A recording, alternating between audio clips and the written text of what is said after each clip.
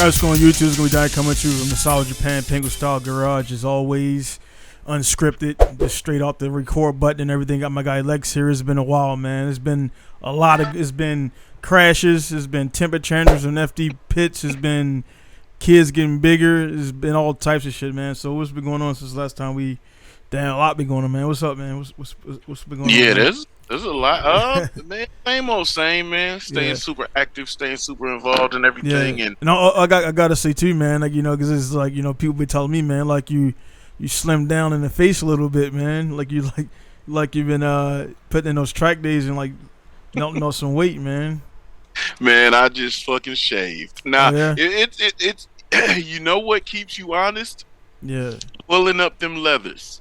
If it's a little tougher to zip up past the belly, gotta relax a little bit. You know what I'm saying? Yeah, it's funny as hell because you notice that there'll be a track day when you maybe had like 5-6 pounds on you, and there's a track day that you were under that, and you're so much more comfortable. When you don't got that little extra fluff. So yeah, those racing suits, man, they be doing it, man, because they like you put that shit on like, oh man, like this ain't the dimensions I ordered and everything, man. but yeah, man. So I mean, shit, man. So how many? Man, the last time we did a podcast, man, it was shit almost like 2.5 months ago, probably.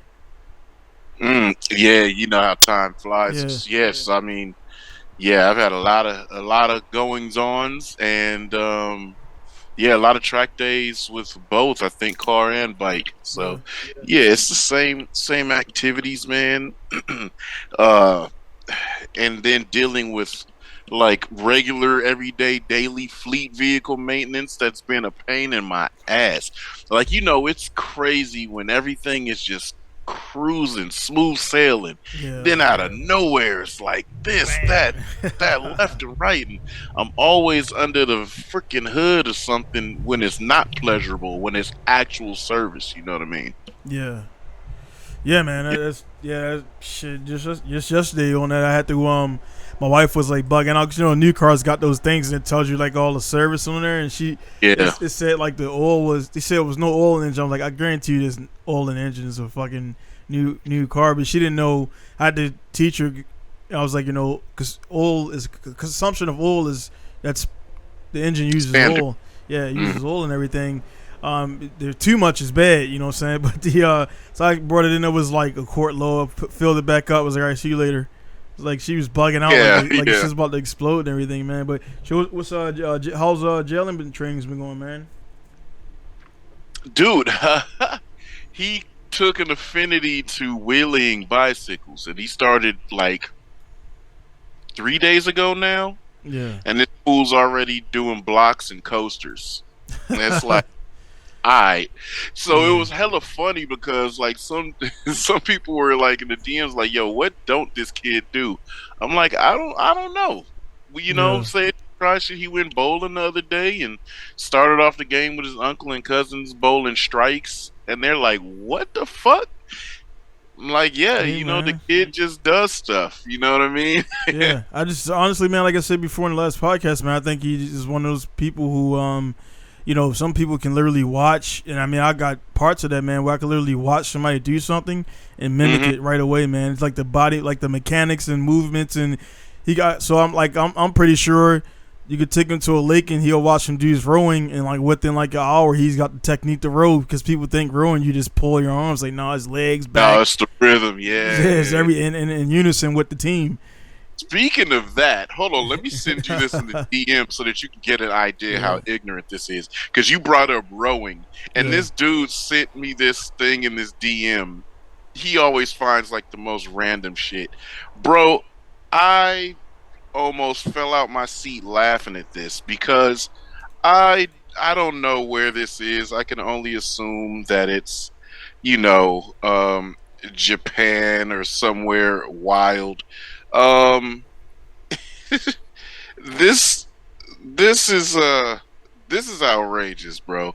These dudes they're not rowing, they're humping their boat forward. Bro, wait till I show you. They're humping the boat forward. So I don't know where this is at, but these dudes are outrageous. Uh, Gosh, I gotta see if I can find it. But bro, I've never seen anything like that before. They were thrusting it. I'll find it. But Okay. they were humping the boat Yeah, forward. there's definitely some wild Japanese shit, man. Like they be on some, like it's weird. It's like there's like in America, man. You got degrees of like craziness. Like you got, I mean, like the crazy guys, middle crazy. Like Japan is just like either reserved and shy as shit, or just like off the charts. Like they don't have like a middle, man. So like and then like they pretty much have those handful like, you know, celebrity entertainers, man. Like be on the TV every night, and they're just like, you know, it's kind of like the same thing in America, man. Like, you know, all the programming, Netflix and everything. I mean, not you know, the sports and everything is like, it's to take people's misery away from their day. Yeah, so it comes on, so all the shows come on right at the time when pretty much, you know, most people are off, and they get home and they grab that beer and then they watch the TV shows, get amused, and they forget about life, and then they go to sleep and repeat it again. So same shit goes down here. Yeah. It just I just found it was kind of comical, like those Japanese variety game shows where dudes get like super jacked up. It almost seemed like one of those productions, and I couldn't tell if it was real or false. I couldn't see whereas if they would have photoshopped the dudes over a set of dudes rowing, you know what I'm saying? They do like the wildest unprompted shit, man. Like it's just like it's random stuff, and then like you'll see some random, like one day they'll have like this, and it's not announced. Like they'll have like we'll cut it on, and randomly they'll be like they'll have a dude with a GP rider, or they'll have a dude in an F1 rider, or like this. It would be random, like motorsports worked in there. They have one where they was teaching this chick how to do J turn e-brake, and I didn't know one of my partners, Sumika, she was involved in, like, she was teaching the girls how to do. So they would just like had all these boxes set up, and they had these models like the AV, like they call them AV, but like pretty much like I would say like Victoria's Secret level, you know, type people. And like they had them out there just like, you know, all, you know, barely pulling a handbrake because they're all like weak and fragile and shit, you know, from not eating food.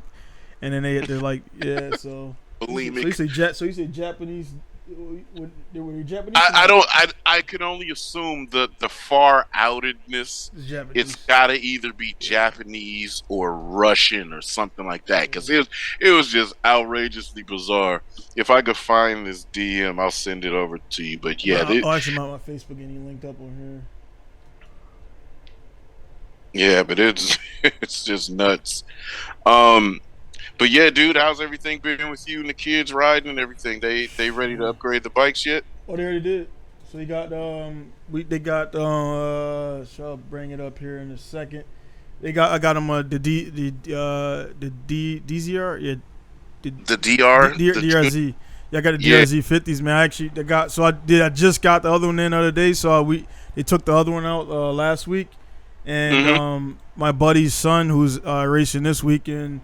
He bought it, like, because he speaks Japanese and everything, so he had him go out there and you know, school him a little bit on what's what with the shifting, because like I said, I can like, you know, talk, of course, to him and everything. So I'm bringing it right here, just running in the background. But man, they got the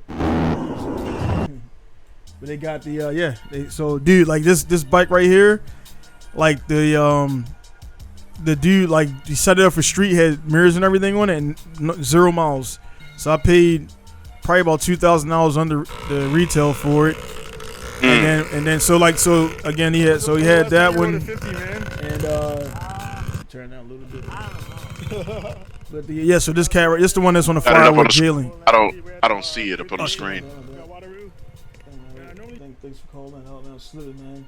It's been a while. There we go. Yeah, so dude, that thing was like 0 miles on it, man. I had to take all the mirrors and stuff on it, like for street, and I guess he downsized. So I got that one for roughly, I would say like roughly, I think 16. Yeah. And then I got another one, man. I bought them both for the same day, but the bike shipping here logistics is slow, man. So it took a month and a half to get the bikes. You know what I'm saying? And then I got the one bike. They both didn't run. I mean, the other one, the guy didn't even he drained the tank fully. The battery didn't have the acid in it, so first time I had to put acid in the battery, and that was kind of cool. And then like it was set so long that I didn't know it was stuck in neutral. It was stuck in gear in between gears.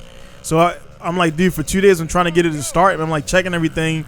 Then I just pushed down hard on the shifter, and it popped out, and I was able to engage the start. Cause I was like, I thought the shit was broke, man. But yeah, dude, my oldest boy, dude, like I literally have to really ride hard to catch him now, man. Like that's good. Yeah. So we took him out to Saitama about 2 weeks before this, and it was on a Monday. They missed school, like we already was out, and dude, we're just out there in a new track training, man, and they're just it's crazy, man, to see him. You know what I mean? He was like showing him this is the first time about to ride. How old is this kid here? So my oldest boy, 7. No, the kid in the black T-shirt. Whatever is 13. Okay. 13, yeah. So they can kind of look at him as almost like. They already they look at him like they call him big. It's like big brother. Mm-hmm. Like, so I'm gonna take him out to watch him. He's racing 3 hours away from here, so it's good for them to see, you know, what it's about and everything. And then then I know because they watch. Is that an 8-10? Yeah, just casually flying over. Yeah, it's like a bunch of them. But yeah, dude, they see that. So the guy in the background, he's a pro. So the pro, he's like, hey man, you gotta watch out because he's gonna be flying. And so anyway, man, we got him out there. So this is his first time riding, and it's crazy though because my oldest boy is growing, man. So he's actually. I was wondering why he had a problem keeping his feet flat because he's tall. He's getting tall, man. Oh, so, uncomfortable, yeah. Yeah. So I might need to raise that bike up for him. Well, I'm not sure if that applies. Get a seat. You can probably and just on a rate to bring him up because his legs are bent like in a weird angle. But yeah, man, they've been rolling, man. You see, he just fucking flat out with some goddamn penny loafers. So I'm like, dude, break your damn ankle, man. You got a race next week, man. It's funny because that's what got Jalen like. First, he would just putt around. Yeah. But we went to the track and there was another kid there that was like pro, right? Yeah. So Adrian Sanchez was out there ripping, and Jalen looked at that and was like, "Damn, he's only 2 years older than me. Yeah. Oh, I gotta do this." That's funny. That's funny how the age shit was like. This motherfucker's 5 years younger than me and he's already got pro license and shit.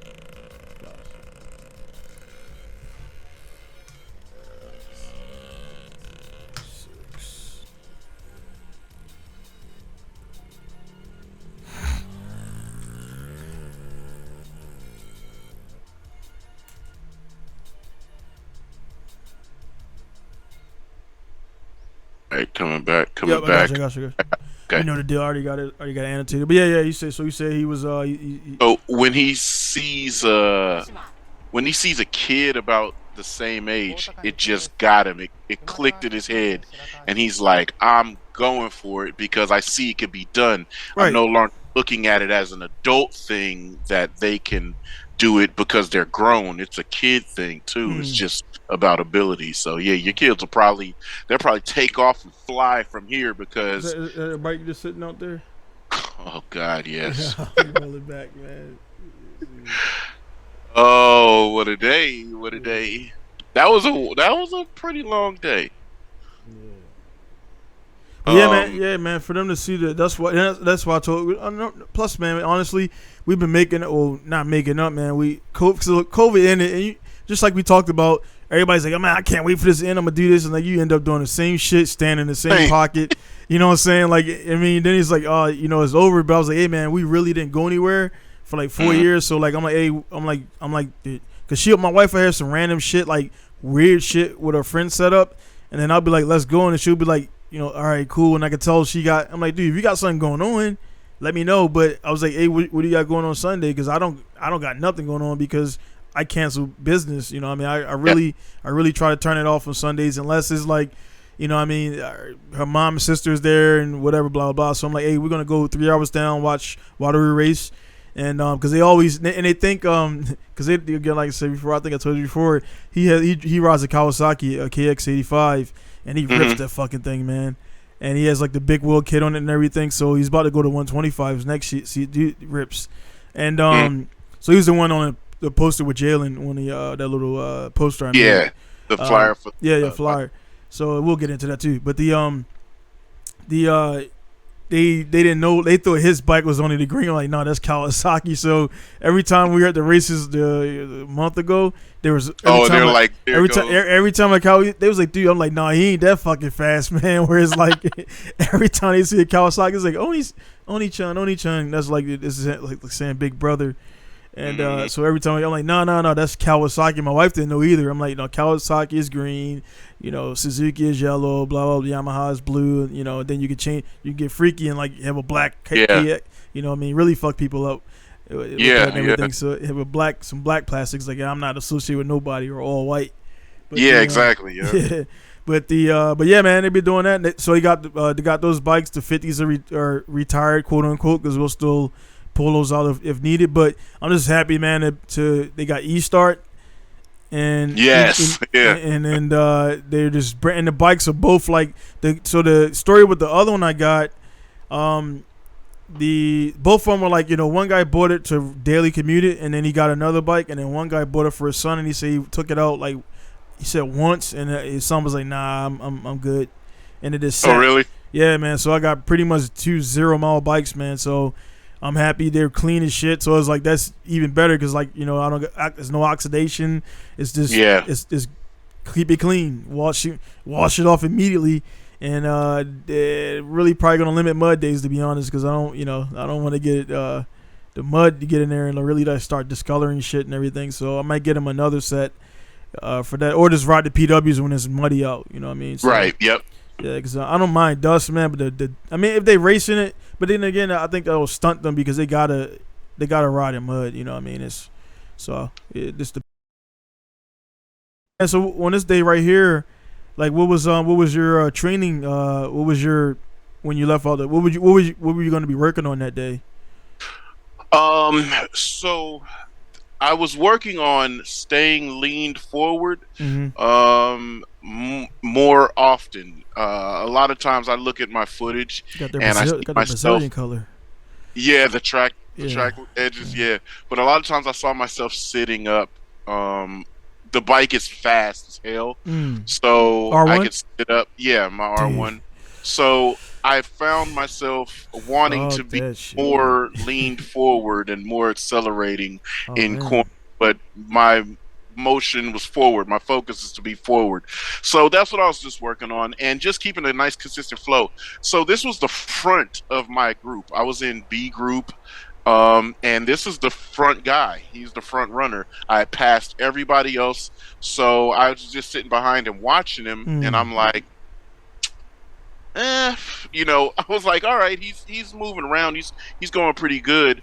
But right about, this next segment after turn 6 right here, this downhill left, I was like, man, all right, let me go because I want to work on a faster pace. Cruising around is good for your fundamentals, but I want it to be more or less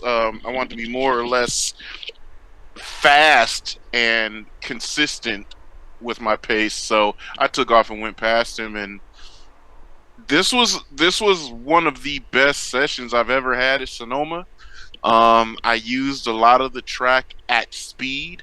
I got to, they had already waved the flag, so I was sitting up getting ready to go in the pits.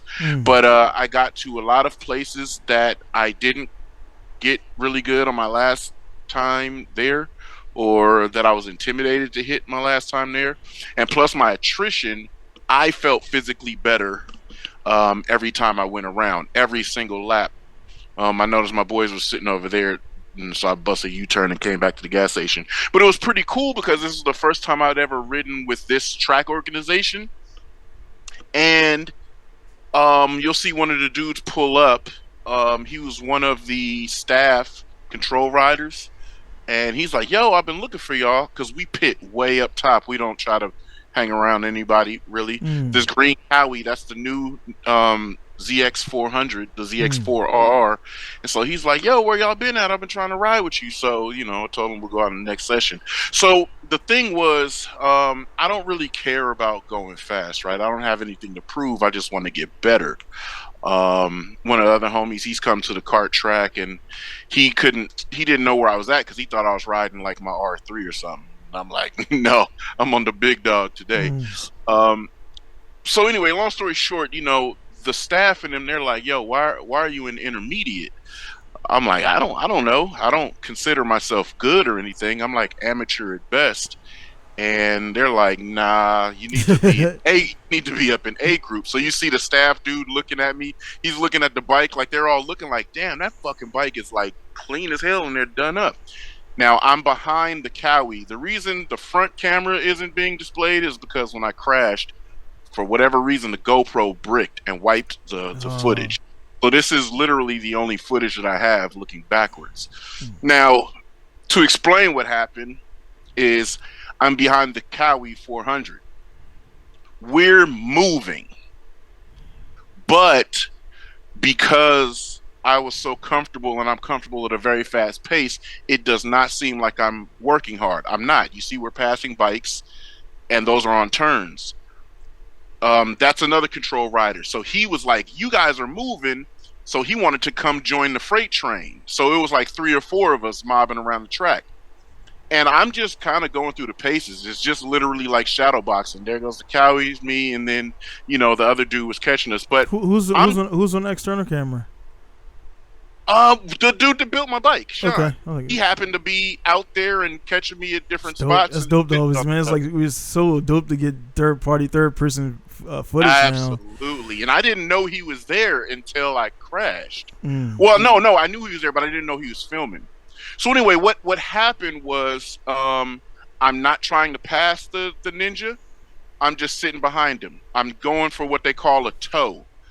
He's showing me everywhere to go, everywhere to be. I just, even though the bike's fast, I just have to contain myself behind him and not worry about it. And when I tell you we were freight training past people, dude, it was the fastest, smoothest I've ever ridden without going fast on straightaways. So where the bad part happened was, and I think it's coming up, we were coming up, and it's an infamous turn, it's Sonoma.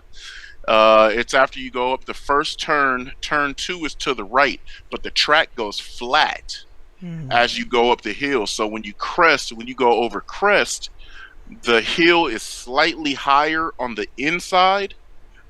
So it seems like it goes off camber away. It doesn't really. It's just flat. And so, yeah, this was the last lap. So I'm about to crash right here. So the Ninja, we noticed a bike in front of us in turn 1. Ninja went inside of him. I went outside of him. You'll see off my left shoulder, you'll see the bike right there. So as I'm coming back together with him, it put me a couple feet off. I was in a bad spot. Bang. So 7, 8 laps in, lap after lap after lap, no big deal. But just that small movement and me being off. Now you see how the turn looks like it's spilling away towards the outer edge. Yeah. That's what it is. It's flat, but it is kind of like spilled away. So I wasn't on the curb. I was in the middle. And as I went to roll on throttle, the bike went sideways. See, it looked like your leg was under there for a little bit too. I was fucked. Handlebars went into my thigh.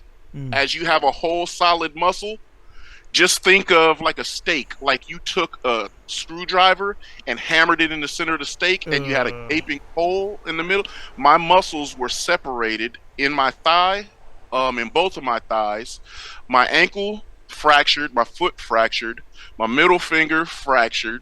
No, maybe just a really bad sprain because it's okay now. My foot's still not.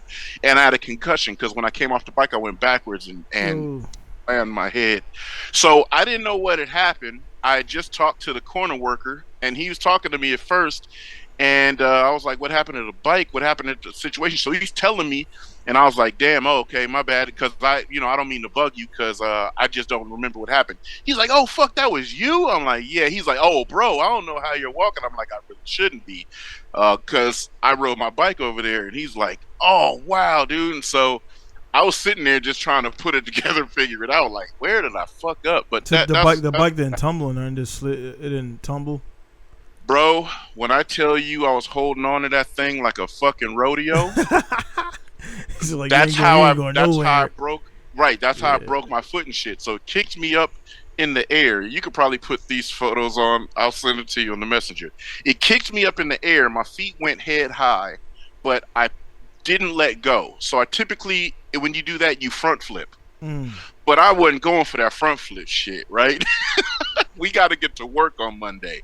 So I didn't let go. I held onto the bike and pulled myself down. So I pulled myself down. I kind of went side saddle, and it looks like I'm wrangling a bull. And I stomped down, boom, hella hard. But I'm going like 60, 70. It broke my foot because it rolled my foot under me.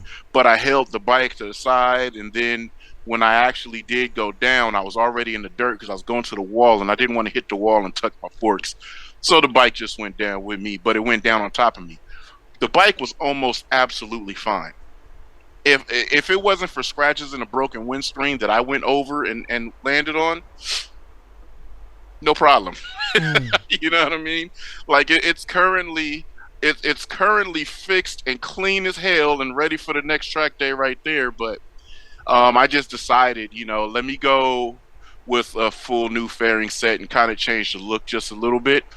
But I could have, if I wasn't picky, I could have easily put a new windscreen on the bike and kept riding. But I was hurt pretty bad. So so how's the injuries now? Are you healed or still healing? Still healing. Okay. Me being a Neanderthal, never went to the hospital. My ankle and foot now that's the biggest concern because they still currently swell up when it's very difficult to walk and move my foot. So I notice range of movement is reduced. Instead of your foot being able to, like, say you're shifting gears with your left foot, if my right foot is injured. If I had to shift gears with my left foot, if I had to do the same injury, I would have to adjust the shifter down because I can't pull my foot up that high anymore. So I should have went to the hospital. Oh yeah, there's the photos. I should have went to the hospital. I should have did all that.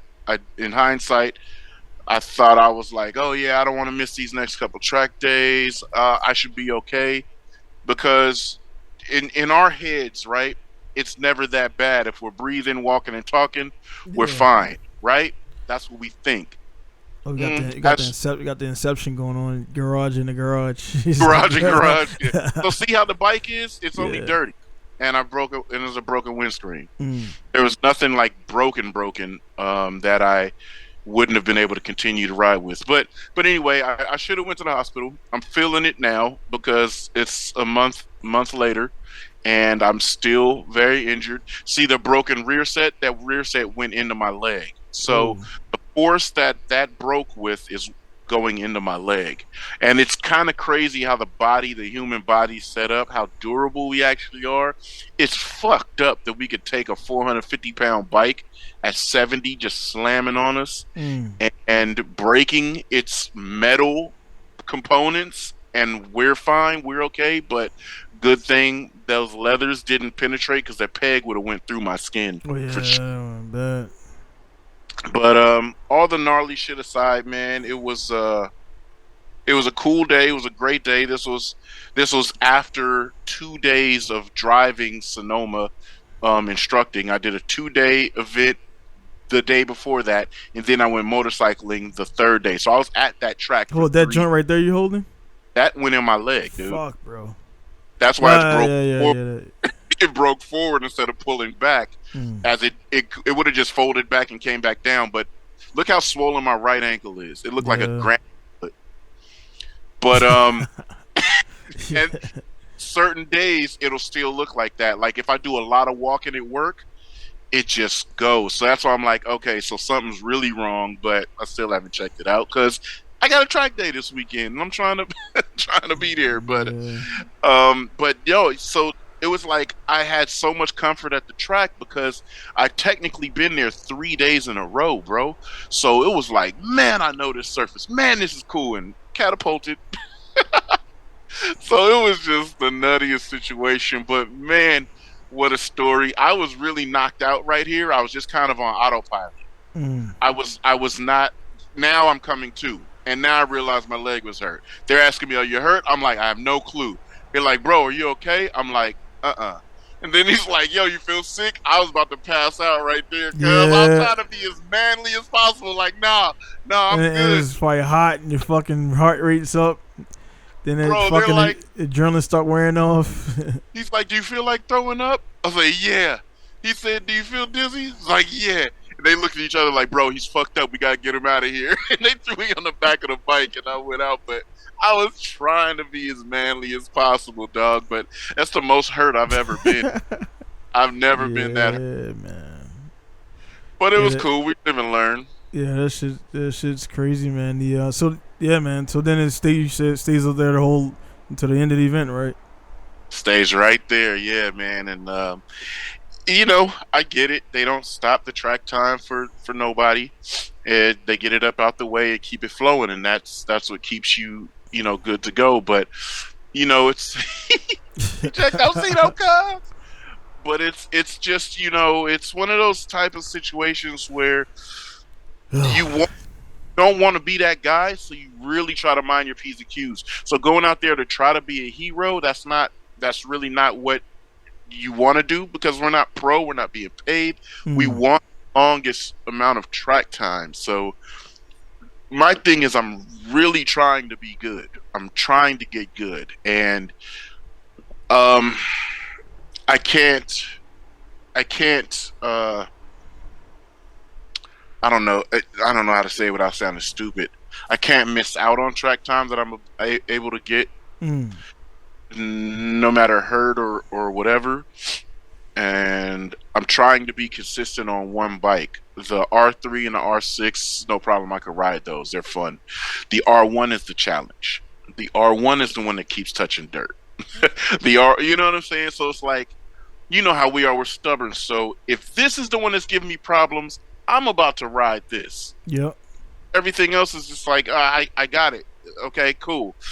Yes, I could get better with the more track time, and I can get the more track time on slower bikes, but fuck, man, the glory's in riding an animal, Yeah, because you already know you already know what's easy, and I think that's the certain people like that, man. Whereas like you want the challenge and you want the car that everybody's saying you can't be driven, i.e. the RX-8. You push that a lot, and you know what I mean? Even I was like, man, on the track, like I took it out. I had a dude that, I don't know if you've seen the video. I had a guy driving RX-8. What's he, a lawyer or a dentist or what was he? Yeah, he's a dentist, and he's in Cali, and but yeah, man, it was like it's always that cool thing. I was like, all right, man, you looking good, but let me get in the driver's seat and you sit over here. And he's like, oh shit.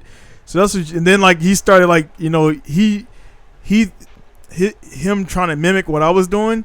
He was he was getting out of control. I'm I was like, yeah, you got it. I was like, nah, I'm carrying speed, but I'm controlled. So he felt, I'm like, nah. I was like, dude, you're like you're going like way too deep, for your level, into the braking zone. Like you can go a little bit late, but not like 10 feet late. That's like, we need to be on the brakes, man. So he was, but then I didn't say nothing. I let him go, and then the next lap, he started self-correcting. I'm like, whatever, He was probably shocked I wasn't saying like stop brake here. I was just looking at what he was doing. And then at the end, I didn't say no. Actually, I didn't correct them the whole time, because that shit. Hey, stop here, because you'll start. They're driving in the fucking car. Like, I wouldn't want to talk to somebody. Like, I mean, if we crash, the car is expendable. But I was like, all right. After we got done, I was like, all right, man. Well, you were going faster, but you still got to maintain control. Like, so that's the key of it. So when he seen me driving, he was like, holy shit, man. He was like, I didn't know it'd go that fast. I'm like, yeah, you just gotta carry the momentum. That's where most people, I think, bikes, motors, like everything with motors even the dirt bikes, I learned like you stay up if you go faster. Absolutely, yeah. It's like weird how that works, but the fucking momentum, like as soon as you crack that throttle, it stands you right back up and shit. And it's like if you fucking go slow, you're gonna tip over. So did we talk after the Turbo BRZ session? Turbo BRZ, no. Okay, so I had a student in one of the track days, and he had a turbo. Yeah, I do. He had a turbo BRZ on airbags, or FRS on airbags, right? Go down a little bit. It shouldn't be right there to the right, next to the Chelsea Denova breakdown video. Go up, keep going up, right there. That one on the right. So he has a street setup. He wanted to do car shows. He wanted to do car shows and all the stuff. But he had a street setup. So I noticed him in the morning because they drove past me.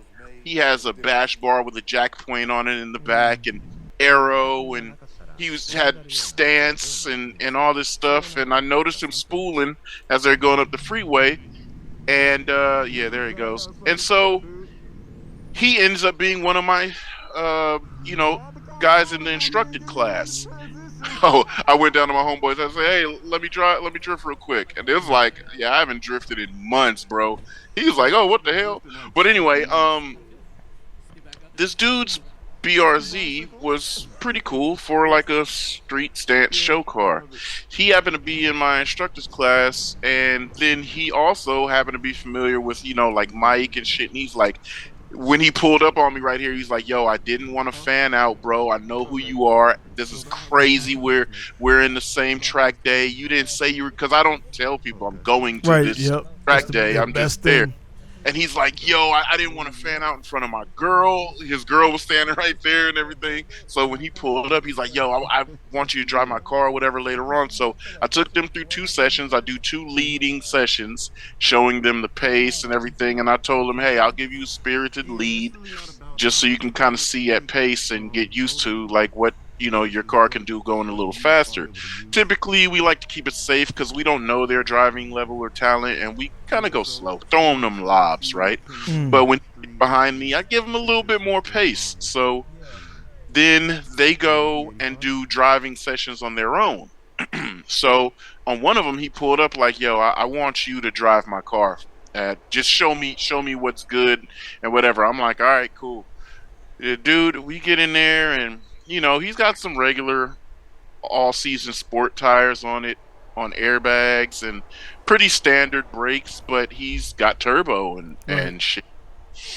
So it was just pretty cool. It was fun. My bad. I'm on the phone. I'm listening. I got to order these tires real quick. Yeah. Just like, them tires. Yeah. It's like, oh yeah, let me order this shit for this weekend, man. So man, we pulling out, and I'm just like, "How hot is the rev?" He was like, 7,500. I'm like, "All right, cool. That's all I need to know." You know what I'm saying? I'll figure out everything else on the lap. So, man, we get out there, and man, we start raging and chasing people down. And he was literally like, "Hey, bro, I don't care if you fuck it up or whatever. Nah, like, I don't care." Yeah. And I'm telling him like, "Nah, we're not nowhere close to pushing it, because that's not the point, right? I want you to have fun and see what your car can actually do. So I want you to do or see something that you can mimic. I don't want to go out here and try to make an exciting video for myself or nothing. Like that's corny. I want you to get an experience to see that your car is actually quick, and then you go out and do the same thing." So it was a cool time, but it was dope to be able to get a dude that is experiencing one of his first track days. He came with some of his friends. He doesn't really know what his car could or should be doing. His girl asked when he came back in, like, "Oh man, was it fun?" And he was like, "Hell yeah." And then she was like, "Is it, how much faster did he drive?" And he was like, "Shoot, dude, I was doing like 75 up the front straight, and he was doing 94 and going right into the corner super deep." He was like, it was an eye-opening thing to see that this car, how I have it set, regardless of what other people say I need, this car can driven fast, and we dominated this intermediate group. I got really annoyed because I had to respect the group's rules. Mm-hmm. So yes, I can fly around people. I'm very comfortable with passing in turns and shit. But the group's rules is mandatory point buy. So we try to tell people, hey, dude, if you get ran up on and then you outrun the dude on the straight, if that dude's right on your ass in the next corner, point them by because they're faster than you, right? And so we ran into a couple of instances where guys refused to point us by. And I'm telling them, like, see, these are the type of people, they have a different ego to them because we've explained this in the class not to do this. And they're super slow in corners, but then they want to drag race you on the straights and not let you get by them, and they refuse to point you by. So, I got to explain to him how track etiquette works, and hey, if you're driving anywhere near this pace, right, I would suggest you to go to a group up where you can give point by or it's open passing, right? As long as you're comfortable with being passed and you're aware, I would like for you to be in a higher group. So he was like, dude, he was down, but it gave me a different understanding of driving with airbags, though. Yeah, I thought it would. They were what brand were they? I don't know. I don't know what brand they were, but it was not what I expected. It wasn't great, but it was not bad. It was a very different thought process, which makes me think that, when guys are like, oh, I built my car for show and this or that, and I got airbags on, so I can't track or I can't do this, or I would go, it's like, nah, you know what? Just air it up and come out. You don't have any excuse. It's literally, it just feels like a stock car, I should say. A little less than stock spring rate, I should say. But it felt like a stock FRS BRZ, little lower, but the spring rate was a little bit softer. So it was cool. It was a great experience. But yeah, I got to show him that the lines and the way to go, and then after that, well, this was after my accident, so I was currently hurt. That's what I'm about to say. Shit, like, so you mashing the I was gas fucked up. Yeah. It hurt. It actually hurt to hit the throttle. Yeah. So what was happening the first couple days after that injury, me trying to roll the throttle to get a smooth range of motion, my ankle was clicking. So it would go like 10%, thump 27%, thump 50%. I couldn't like smoothly do this. So my throttle applications, I was just like, okay, I want to hit throttle, and I just go thump thump through like through like two of the hurdles of my ankle motion. So it was funny that I was thinking that in my head every time I mashed the throttle. I was like, God damn, this hurts. But yeah, it was a cool experience, and it was funny because prior to that at Sonoma, I had just won second place in my series. I can't get around these S2000s, bro. That's why when I saw the video of you driving with dude in the RX-8, you were in the S2000, I was like, when I come to Japan, Donnie and I are going over there. I'm driving this RX-8, yeah, dude. That S2000. When I put that, because I let him, because I was, the test was a suspension. I got my brand new into suspension on there, so I was testing that. So I was gonna give him like, hey man, I'm gonna do this, and I was like, nope, I'm just gonna naturally let it happen. So I let him. I went out, warmed my tires up. Then you watch the whole video, or just parts of it? Yeah. I watched the whole video. Then I let them around. I was like, all right, so let me let him around and let him get out, and just like cruise, and then like. It was like a matter of like 6 seconds. I caught him, and then that's when I put the Forever music on there as I passed him and everything. But then he was like, then he said yeah, I'll let him go by. I'm like I was like, cool, dude. I'll let you think you let me go by. Like right. So, he was and it's cool because he's got the dental stuff, and he's young. and he's building the confidence and everything, man. So he's, he had to, he's, I had to kind of like, hey, man, like you got the dental stuff going on, man, but there's still a lot of street smarts and other stuff that like that outside of that book. So we had a good conversation, though, man. Good, awesome young man, my guy's son, and I was just telling him, like, I'm like, dude, like you're in the place you are because your dad, what didn't have that, and your kids are gonna be even better than like you believe it or not. Right. So it's like, yeah, man, good stuff and all the school stuff and everything, and but yeah, man, he's that's why I like I'm moving up. He's a like a nerd. Like I was joking, but and his brother is younger than him, man, but he just hit his growth spurt, and this dude looked like a fucking model, dude. And we went there the day before, but they had a horse auction. Never seen it before, so they had a horse auction. It's about 100 yards away north of the track, and any sounds will like startle the horses and shit like that. So they was like, nah, man, like we can't. So that was the first time I've been there that we got turned away. So his brother flew out his brother was flying while we were on the track back to Cali. Gotcha. Back to Vegas. Oh, gotcha. Okay. So yeah, he didn't get an opportunity to go. Yeah, and that would have been his first track day ever.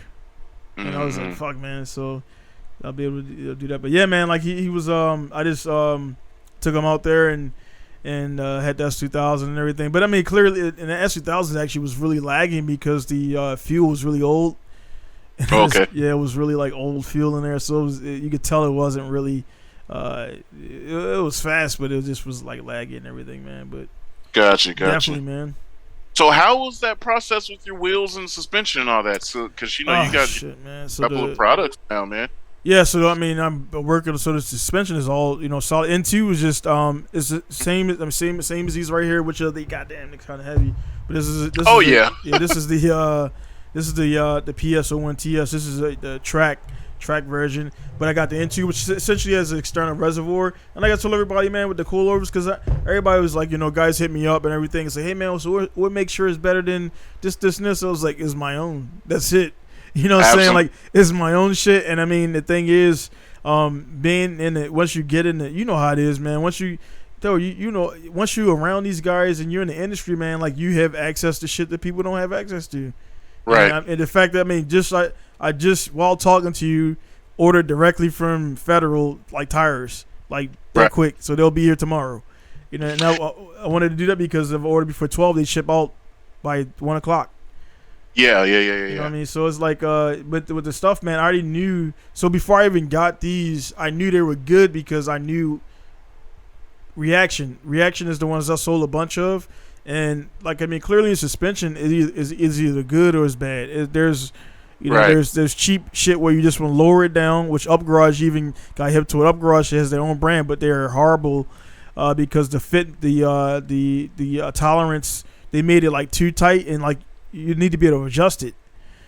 And then once you have, so if it's tight while it's not on the car, when you put the fucking weight on it, now you got the weight of the car. Sitting on the fucking threads, man, and you're that's what I was just gonna say. You're speaking as the collar that's attached to the knuckle, and even like this, and even like the McPherson part, if it's cheap, like this is iron. If it's that cheap shit, as you bolt it together, it fucking squeezes the it clamps the fucking metal. So it'll go off ramp. Yep. So oval. Yeah. But when you tighten it, it'll fucking oval out. Yeah. So. But yeah, man, I knew. So like, I get cats like that. I don't even respond anymore because it's like now you're asking me to justify why you should spend your money. Like I'm not. That's not my thing, man. If you want to buy them. You know what I'm saying? And it's for my program, so all my cars have my shit on it. And also, I mean, it's a shop. I mean, most shops have something like a trinket or a stencil or something. Or I mean, some shops is not into. They don't care about having a part, but it was something cool, and it's something that I utilize a lot, and it's also something that's universal because I don't want to buy a bunch of Apex seals and only sell one bag of them, or you know what I'm saying. I don't want to buy a bunch of some shit and don't use it, man. So, but the wheels, that was been on the thing. That's been on my brain for a while, but I wasn't to a point where honestly needed it, and Right. and all the development was costly. You know what I'm saying? What is that process like? So essentially, you find a manufacturer, and it took 3 manufacturers to finally get one, and they still kind of a little bit rough because the manufacturers are not, full disclosure, they're in Taiwan, China, all that stuff. You know what I mean? People act like I don't fake the funk, man. Everything, all the shit you buy, all this JDM shit you buy is fucking manufactured. Japan doesn't have any resources. They import everything. Japan, they don't have, they import it, they make it, and then they flip it on their customer base like it's made in Tokyo under this bridge. Like, nah, dude, it's made in Philippines, Vietnam. They bring it over here, then they finish it here. So you can say that it is made in Japan when it's assembled. So that that's the loophole. And I don't try to be like, yeah, nah, man, this shit is made down in Osaka. You faking the funk like we know ain't nothing made down there. And so when I tell dude straight to someone, man, so where is it made, like some underhanded shit? He was like, is it China? And I put Taiwan, but if you want to be technical, yeah. What the fuck you expect me to say? Like, but the thing is, the metal. I mean, we know quality, man. The metal is 6061, like straight up forged metal, or forged aluminum. Like, there's no casting. It's straight up spun out of a big ass billet of aluminum. And as a result, that shit is, it costs. So, I definitely had to buy in, and then I'm gonna have to sell a good amount of them to even start making profit. So it's more of a venture to get my stuff out there. And with the manufacturer, I had to kind of I'm like, hey man, either we do it like this, or I'll find somebody else. So I had to kind of I had to talk to them like they were my kids and shit, because they were like this, yeah, it's cool. And I'm like, that's not good enough, man. I need fucking data. So I made them send me data, send me stream stuff, because it was just not gonna. And they said, well, we normally don't send this off. Am I supposed to make this shit? Is rated for this when it ain't. Right. You know what I'm saying? So I would really, and that's the thing, man. For the guys out there, manufacturers, when you get over there, like, they're just used to turning shit out, and then sending that shit out, and then the person on the receiving end make up all the bullshit. And I'm like, dude, I can make money. That's the thing. You know how it is, shit. You know how it is. Yeah. You know what I mean? Because somebody's gonna ask me this. I would 100%. to know 100%. so that I can inform my customer. And I don't have to fucking email you. Exactly, because I'm gonna email you. But the thing is, when they ask me that, and they're a serious buyer, I don't want to get back to them hella hours later. 100%. I want to and give it to them and have that answer for them. Now, if they start asking 11 million other questions, then it'll be okay. All right, this is a lot. Are you know what I'm saying? Yeah. Are you going to be able to give me a spec sheet maybe, and I can run this off and then just give an educated guess? And it's shit like that, I'm not going to get, like, with that shit I've already turned. I'm like, dude, when you buy a set of work wheels, that's it. You're fucking done. Absolutely. Don't fucking come at me with that shit, man. Like, you know what I mean? Clearly, I'm like my thing, and then nothing against it, because legit cast aluminum is fine. But that's where everybody's getting into with these exploded fucking wheels, is that cheap cast shit. That's that shit like Karate Kid when he broke that weight in half. Like, that's that shit. That's that, I'm like, nah, bro. We working with straight up billets, like straight up single pieces of metal whittled out into a shape of a wheel and shit, man. So then I got 3 piece joints, actually. So the ones I just posted up the other day, those are the mono. So the mono, blue and white one. Yeah. So those are the single piece mono wheels, and those will be more for the guys who want mono, or the regulations require, because as you know, and I know, like, some regulations don't allow, it's rare, they don't allow multi-piece wheels. And then the 3-piece will be for the dudes who want to do, like, the I'm talking about, like, the fucking big fat lips and all that shit like that. You know what I'm saying? So those are going to go last, because that shit, I mean, again, to start the mold, you gotta buy in. You don't. Right. There's no, like, they make you buy into, number one, it's smart. They want to see if you're serious or not. Because if you want to get, like, a sample price or a fucking heavy discount, they know you're not gonna. You're probably gonna do it, and people do that. They'll get a sample set and never fucking hit them back up. And then he's like, yeah. So he's like, nah, sorry, you gotta pay full rate, And then after that, that rate will be the rate you're gonna, that's gonna be the rate that pretty much, I'm gonna lose money for the first maybe 20 sets, and then after that, they'll drop my rate, and then I'll start making. And again, this is shit that I don't even have to. If somebody asks me, it's none of their business. I've said it's forthcoming how business works.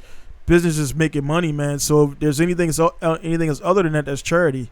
And how many times do you think these other dudes buying these Blitz 03s, these T37s, and everything else, how many times can they get to the man for the answers?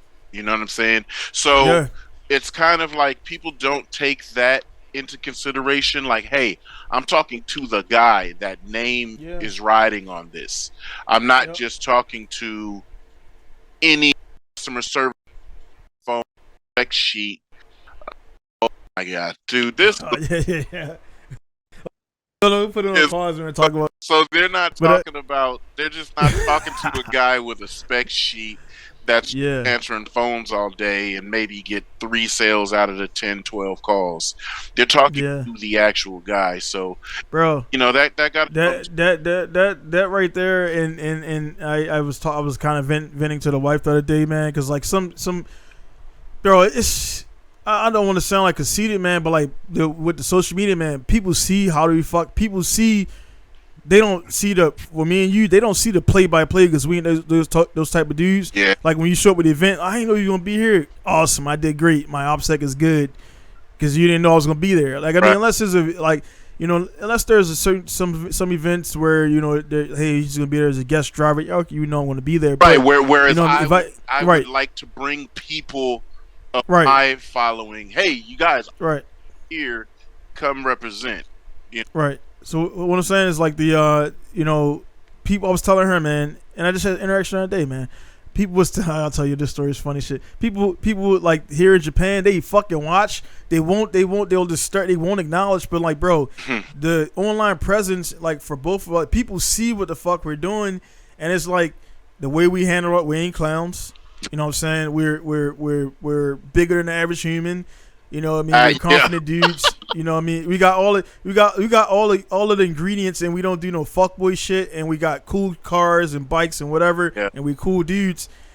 Everything is in line, right? And it's like we give them nothing to be like that fucking clown over there or this dude doing this. So why the fuck is he dropping the engine on this car, breaking the glass and destroying the skyline like the fucking Whistling Dixie dude, and like shit like that. So it's like they just don't say nothing. They just cool with you, or they don't say nothing at all because there's no way they can really go other than just straight up being a fucking hater, right?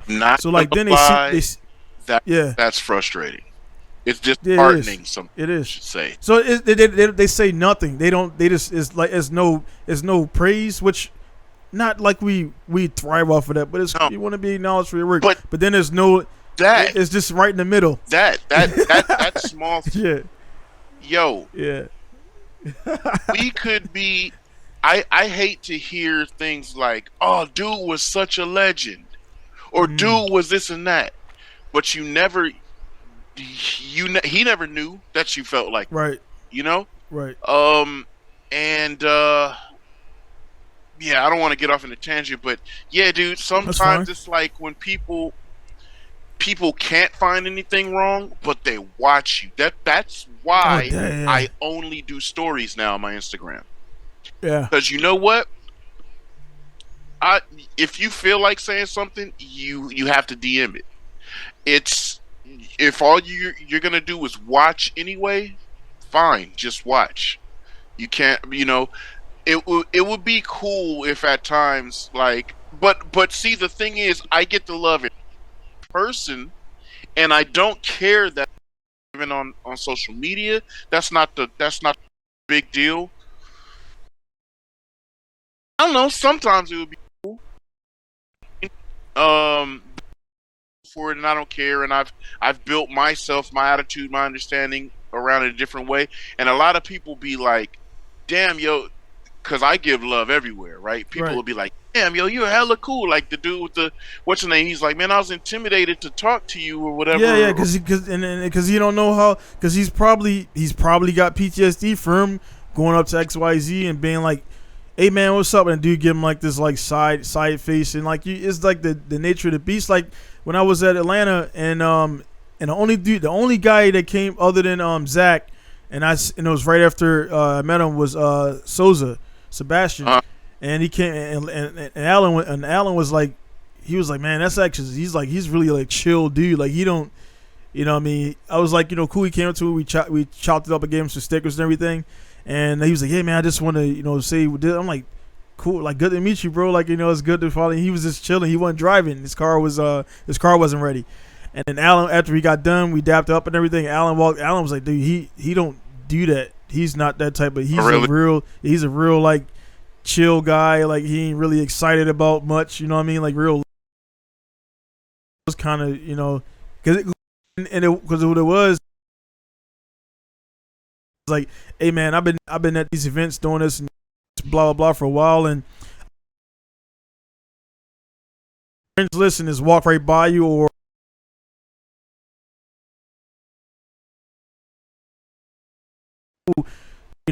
they could know who you are, right?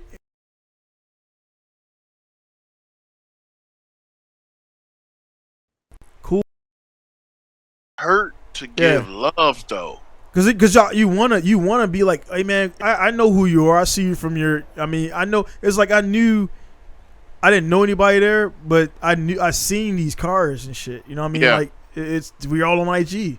You know what I mean? Like we're all linked by somebody. 6 degrees of separation. Everybody there follows somebody, dude. Right, and that's why it's so. What's been really interesting to me with the motorcycling environment. So there's a couple of weird fuckbergs, and I notice it, and it's funny because they'll befriend me on social media or something, and then when we're at the track, you'll see them like try to walk by, and I notice it. Like I stare and look at them. And then as they're walking by, I'll say, oh, let me get faster than you. Then maybe you'll start talking. Then but it's like you've seen them, and then it's like oh, what's up? But then there's a lot of other dudes because again, if there's 100 people at the track, there's only like 2-3 guys like that. Right. Yeah. Then there's the dudes like the other dude. Like when we pulled up in Tech. What's up, brothers? What's going on, man? How's everything, man? Your bike is real clean. Let me check this. Let me check that. Damn, this thing is actually really clean, man. What group are you riding in? Oh, cool. All right, I'm going to look for you, and then we're going to ride. And I literally just took that as a grain of salt. Yeah. Whatever. But when we're out and after the session was over and this motherfucker's riding around the pits and finally pulls up on me, I've been looking for you. I was like, oh, you were being for real. You were being genuine. Because I'm not used to that in the, like, the car world. R6, yes, R6. Yeah. The R6s are serious. But, in the car world, we're used to guys side-eyeing us and they'll look at us the fucking day and never case in point with this video got running right here, the event I just had Sunday, like, I just met all these guys that day. Like, that's cool. And it was like instantly, like, because they like, I mean, I had my, not like, I didn't have a street bike, but they seen all the dirt bikes back there, and they're all right, he rides 2 wheels.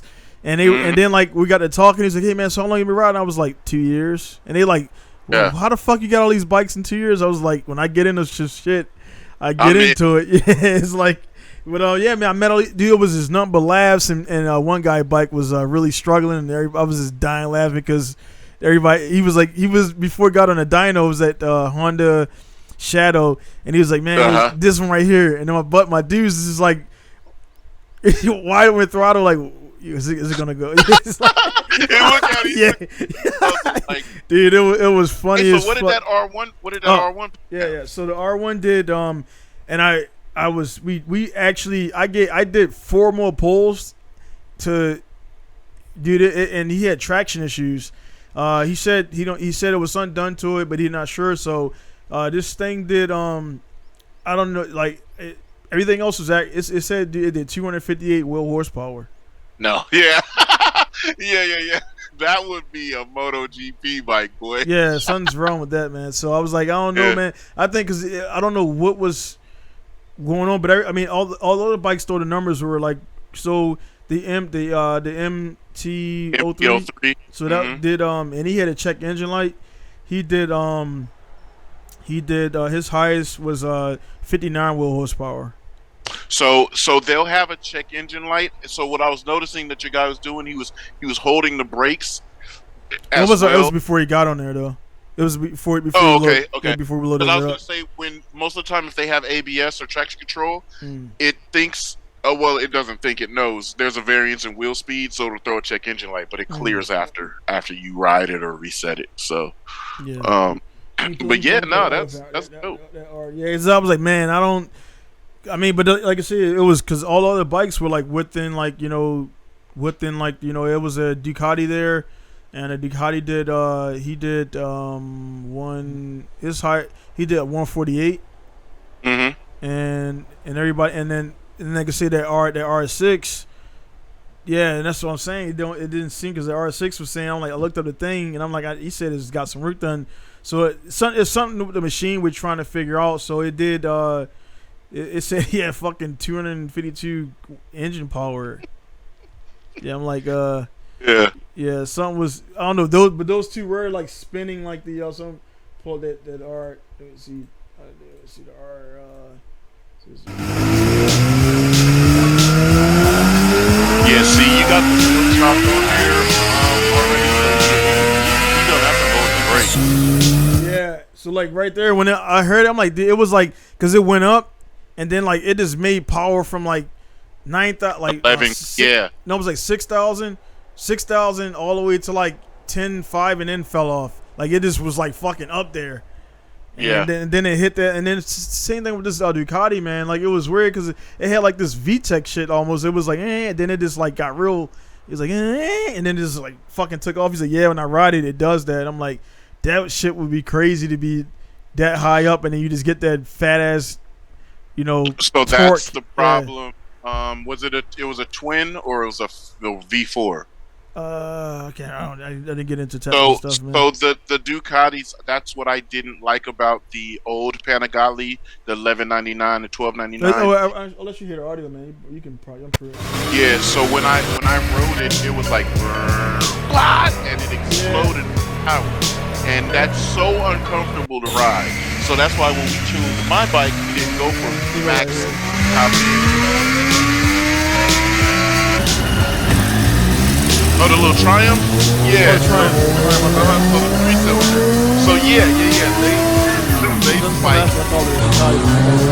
3-cylinder. They spike. They spike as well. Yeah. He was like, it's like this little mechanical sound. Like the mechanic was like, nah, this shit sounds cool. But yeah, man, it was like I said, only man, every fucking event I had, the last 4 events I had, man, I'm actually about the way this is the first time I say it publicly. I'm setting up a Gymkhana event, so I already got the track, whatever. It's gonna be my first track event. Not at MSP. I got something else going on, but they got a lot of, they get stacked there, and honestly, man, like I say, man, kind of rolling back to what we were just talking about, man, bro, I just don't. I know me, and I'm gonna say what the fuck I gotta say, and I do it every time, man. And going into an environment where you got I'm talking about a handful of dudes that are just jealous as fuck, that's just coming out of their pores, dude. I'm like, I don't want to be in that environment because I'm gonna want to slap the fuck out of you, dude. And then the thing is, I know like when I make the event, you're not even gonna show up because you're not just to spite me. You'll come to every fucking little dumbass event, right? And just to spite me and think you're gonna tear me down, you're not gonna show up. So they wouldn't be there. So I'm going to host an event at MSP. I'm still going to do it regardless of who's going to come there. It's going to be a tire test for Xenu and some other stuff like that. And I'm going to provide the cars. So it's going to be kind of a split event. It's going to be a regular track day, but I'm going to have the cars set up. If they want to test the tires, I'll have a couple of drift cars, a couple of grip cars, and you can go out and spin some laps and everything. And that's just to promote the tire. I'll sell more tires, blah, blah, blah. And I did a tire test day before. It's kind of cool. You just get in the car, strap in, and go. And I'm gonna do that, man. But it's so the Gymkhana deal is reason I'm targeting that. There's a lot of guys who believe, goddamn, fucking 35's taking off right now. I know those are 16s. That's crazy. You can hear it. I know the difference in the sound. Yeah. But yeah, man, there's a bunch of guys here who like, they always got that, my shit ain't ready. I'm like, bro, you need a fucking tires and gas and a fucking seatbelt, and that's it. That's it. And go. Just go. Like, you don't need nothing, man. Like, so I'm pushing that because MSP does, even though it's a small, it's not small, but it's smaller than Scuba. People get intimidated by that track, man. Like when they go there and they see because of the little dirt hills and mounds and walls. And it like I say, MSP looks like it's not small, but it's like a medium sized track. It can definitely, you can fit 4 car on the straightaways, or actually all of the main part you can fit 4 RX-8 side by side. Yeah. So it's about 4 cars wide. So that's pretty damn, it's pretty damn wide. That's standard, yeah. Yeah, and you gotta be able to pass. And but yeah, man. So the Gymkhana thing, and Kirty and I posted a video a while ago. It's just a straight pad, but the pad has undulations in it, so it actually will fuck some people up if they think it's straight. It slopes. So so I'm gonna build it where there's gonna be a off camber, up camber, and some other stuff, and it kind of goes back on itself. So it's a memory test. You know how that shit is. You got to remember the course, and then you got to go. So we're going to do, I think for this first one, we just, it's going to be me, Alan, and another guy kind of like, hosting it, running it. And it's my event, but they're going to chip in, do their get their name on there and stuff like that. And just kind of have like an open fun class and like, whatever, and we'll give out some shit then. But I don't want to, for people's first event, I don't want to, and also I don't want to track shit that much, to be honest. I just want to. I'm gonna drive too. So so I'm gonna do a video. I was gonna just make a post about it, but videos speak louder than words. So I'm gonna go probably tomorrow. I don't know, tomorrow, Friday, depending on the schedule. Set up a course and just shoot a video and do a promo video and see this is what Gymkhana looks like and stuff like that. And I mean, you can go on YouTube and do it, but I'm doing it myself. Right. And so yeah, man, the track rental is I don't want to say how much the track rental. I'll tell you offline how much it is, but it's not expensive. So but and the way they do it is you pay up front. This track only allows it this way. You pay up front and you whatever you collect is what you collect. And gotcha. And then you got the ones where you can kind of play against the door and then like don't make shit and you know what I'm saying. So yeah, I'm gonna do that. And that's gonna run down probably like next month or next couple months, next few weeks actually. Gotcha. So I'll see how it's gonna go and all that stuff, man. But yeah, that's what I got going on. But yeah, man, the bike kind of, man, get off the tangent, my bad. The bike joint right here, man. Only these bikes showed up. It was no Japanese showed up, and I mean I did like it was almost a month and a half of marketing, and I passed out the flyers to shops and met some owners, cool bike shops, and but they Japanese, man, their thing is like it's stock. What I need to check power for, they don't understand. It's just a meeting, so everybody was there eating meat and just joking around and everything, and just like sharing laughs and shit. And then now nobody's ever done. I did the dyno one, the power check, and then I did the bike shit, and then like the other day, some dude like just posted up and shit and like power check with like these little DynoJet hub dynos, and like so my wife was like, they copy, and I'm like, yeah, you see what I'm talking about now, right? Oh, good.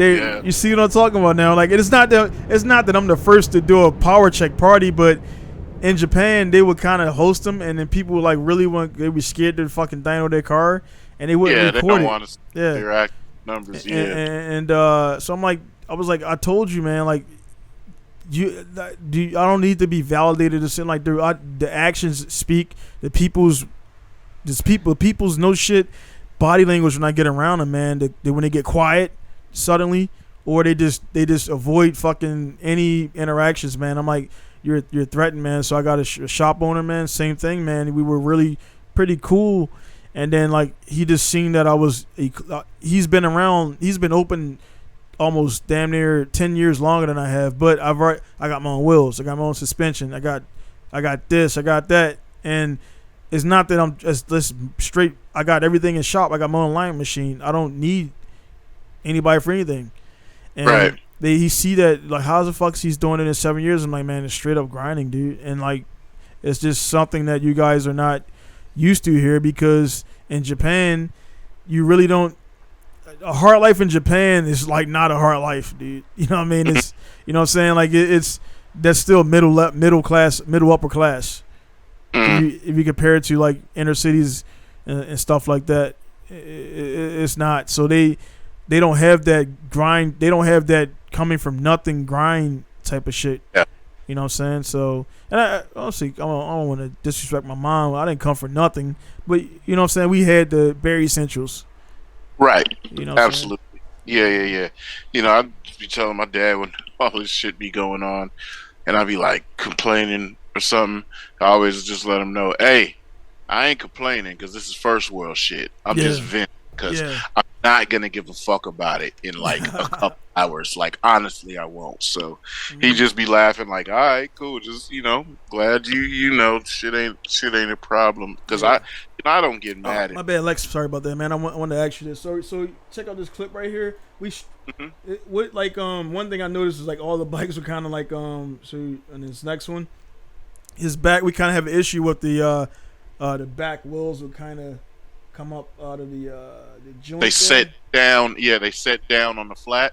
Yeah, so I mean, so those straps in the back, they were like pulling. So do you guys? They normally they pull a bike down or just stop it from a off? bike. Yeah, strap a bike down. So go from like the pegs. So see how like you can leave the front be like you don't have to hold the front brake or nothing.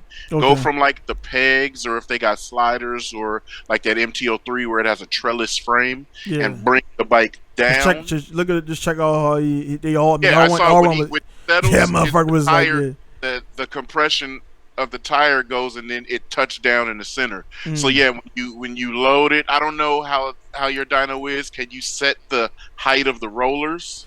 No, they're fixed. So the middle part is the air, so that when you put it on there, you let it goes down, so it sinks down. Yeah. So when it goes up, that go down further. Yeah. Cool. But if not, just roll the bike back a little bit further so it's up on the roller, and then pull the center of the bike down, or set that chalk back more, and then strap the. Well, see, you don't want to just strap the front because what'll happen is, like, say this is the back of the bike. What'll happen is if you get on the throttle or if there's we figured that shit out. Yeah. The bike will shuffle. And so we had it on one side. I was like, we needed when we started we had like one on the one thing on then that's when we start. So by the end of the thing, we actually was strapping it like it was on the front, side to side, and then side to side on the back, and then like that the chalk there. I built that shit like 5 hours ago. Like I took a dolly, I just like made a dolly, and we had a bike before that Kawasaki, and I built that jig, man, just like straight up. It worked perfectly, dude. And what it does, the rungs there, it clamps into the rungs, so it can't. It has to go up and up and out. Yeah. So that's why you never want to, because certain bikes, like say these newer Ducatis or all these other technical bikes with all these ECUs and traction control things, if you hold the brake on them, you may not get full power. So just let it be free. It's sitting in that front wheel chalk, and you strap down the bike in the from the center and pull it straight down. So what that does, I see. So like right around that, I might just need to. Because if you'll notice on acceleration, the swing arms go down, which brings the wheelbase short. And then when you decel, it goes long. So the wheel moves. So that's why if you put it up on the roller, even if it goes front and back. Yeah, we was rerunning while we kept getting that every once, like, because it would lift up and then like what happened, we would spin those rollers. And when as you're letting out, those rollers are still going that speed. And then it's a difference of speed. Like the wheel is slowing down immediately as soon as you let off. And then the roller's like, because the rear end is light. Yeah, the rear end. Light on there. So when you pull that bike down, pull that compress that suspension down, so the bike is literally, it can't spin up and it can't spin down on decel. And the MT-03 was fine because it was light. It was light as shit. Yeah. Yep. Yeah. I want to do that. I want to get one of those, dude. That thing was smooth, man. Because I've seen it. The R3 with dirt bike bars, basically. Okay. It's Okay. literally it's all R3 from the tank back. The only difference is that front fairing off of the gas tank, and then the handlebars. That's it. It's all R3. There's a lot of guys that would just get those instead and put all the R3 stuff on it and make it a full fairing little R3. But the MT-03 is exactly the same. That's what dudes are doing. They call them MT-07Rs. Because they would buy MT-07s before the R7 came out. They'd buy an MT-07 and buy the R fairing kit, and it's a full fairing setup with a front fairing stay. And now they had a full fairing little sport bike. But then they made the R7 and basically did the same thing. So dudes was making money hand over fist selling a $12,000 kit to go on MT-07s. And Yamaha was like, well, let's just sell a $12,000 R7, which is an MT-07 with full fairings and a tune. And that's all that FZ-07R or MT-07R, I think it was a website, that's all that they were selling was a flash, fairing stay, and full fairings. And dudes are turning MT-07. So you can do the same thing with the MT-03, and it would be a cool little R3. Yeah, definitely, man. So definitely will get one. Yeah, I'll probably get something. I told him I was get something. I'm not gonna go do the. I don't have license for motorcycles, so I mean, shit, half the people around here don't. But I'm just get the MSP. Yeah, that's all. That's it. Get the MSP, throw it right in the back of my truck and everything, and take it up there and everything. But yeah, man. So let's roll into the like it was been like number one, like LZ's won. You know what I mean? LZ won around. I mean, that was awesome. Yeah, he won around and everything. Then yeah, this shit was like some shit straight out of Trailer Park Boys, man. It's like I gave my full detail. Yeah. See about it, but on some real, this was dumb as fuck, bro. Yeah, it was a lot of it was a lot of if you're gonna do something. There's a lot of talking, man. If you gonna do something. Yeah. Do something. Yeah. Going up to make that scene. Now he's all the way in the right. How he feels. Right. Absolutely. But doing that is wild dumb, bro. Matter of man. Well, no. Here's the thing, right? I didn't actually. This is the first time I said anything about it, and I'm going to clip this out. I'm not, associated with anybody like that, whatever. And it's not nothing. It's not like I'm not against it, but. Here's the thing, man. When you do stuff like that, before you go up there how the people are gonna react. You're not gonna roll up on Suge Knight and do some shit like that. Hey yo, you know what I'm saying? You know exactly what I'm saying. You know before you go over there. I talked to a lot of dudes. Yeah. He did it because of who it was. Yeah, you're not gonna. I mean, that's the first thing I've ever. That's my first thought on the whole thing. I didn't say shit to nobody because I was gonna reserve my thoughts for the podcast. That's why I said what I said. Yeah. If somebody was a real one, I would have stepped. Hold up, Pot. Now, here's what's funny. I'm sending you something that I've never sent nobody before. But after this situation, I got a couple of phone calls. I got a phone call from, the right one that gave me clearance to show this video and shit now. And we've talked about it, but you'll get to see it now. But...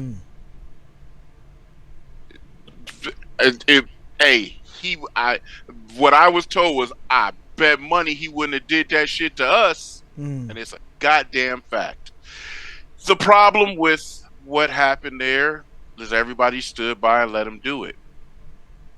Even his team, you should not have let him go over there. We all know how you feel in the trailer. Cool. Oh, what the fuck? You kicked the door? Yeah. You can show it actually in a second. You can. We'll lead into that. He kicked more than that. Matter of fact, here I'll send you the full version with full audio. That's just a cut version, so you can get to the point and see what happened. But anyway, I'm gonna download and send it to my Dropbox. Yeah, so the thing about that is, bro, we know things like this happen when chicken shit things happen. We could be in the pits, like I could pull up, like say you my crew chief, right? And they did that protest. I could say, Donnie, now you know these niggas is full of shit, bruh. Right? And you be like, yeah, that's some bullshit. Be like, okay, so they want to run us one more time? put me on kill and I'm gonna go drag that bitch into a wall. That could be our conversation. I'm not saying that publicly. I don't give a fuck about saying that to him publicly. I'm gonna do that work to you because Chelsea is talented enough to do that. He is a weapon enough to do that. He could have all those feelings and then go and disregard those feelings and do the task at hand and drive it. He's experienced enough to do that. That was just asinine. And, you know, but again, he's in a culture, whereas the video I'm showing you, he's in a culture that might be fine to them. And he got his hand spanked. That was nowhere near what if I was part of FD's judgment for that, there'd be more, because what I would say is, hey, yo, you remember when woo woo woo, and now he gonna come do woo woo woo? No, cuz got to get this, and this. He will not do that shit again. You got fans standing there. There's too many cameras around. There's too much shit going on, bro, for that to be even thought with any other driver to think that. I mean, it's just a shit show online with all of that. It just didn't need to be. It was way bigger than it even needed to be. Go drag blood into the wall and let him. He had to put his shit on the trailer, you know. Look, I mean, go drag him into the wall. He want to do something that petty. He know that's petty, but then I had some phone calls and talked to a lot of people with backstories that that was when LZ got that trunk flew off and then this hood flew off, and that's where the rule came in at. The rule came because of that. But anyway, he want to make that call, but the reason that call was made, what I heard as far as backstories when I talked to people, the reason that call was made is because they did that to him at an event. So he got bit in the ass because his trunk is carbon Kevlar, and at speed his trunk pulled up and he got dinged by that rule. So Chelsea DeNova just happened to be the person that they were like, hey, y'all did this to us. Right. We got this done to us, so hey, let's live another round. Okay. So here's what I'm talking about, the culture that they're in. This is an RTR driver. Everybody knows who it is from what it is. Slow down, light bump. We had lipped rims. Our lips didn't even bend.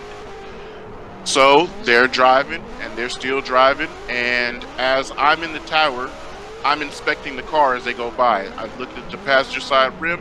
I tell Justin, shut it down. I don't know, because if you're debeaded or if we got any damage or tie rod, I can't see anything. And I'm asking him, does the car feel straight and stable? He's like, yeah. I was like, okay, well, don't worry about it. Flub run, everything seems to be all good. We're going to go up the hill and we're going to check the car out, make sure it's okay. He says, okay, cool, no problem.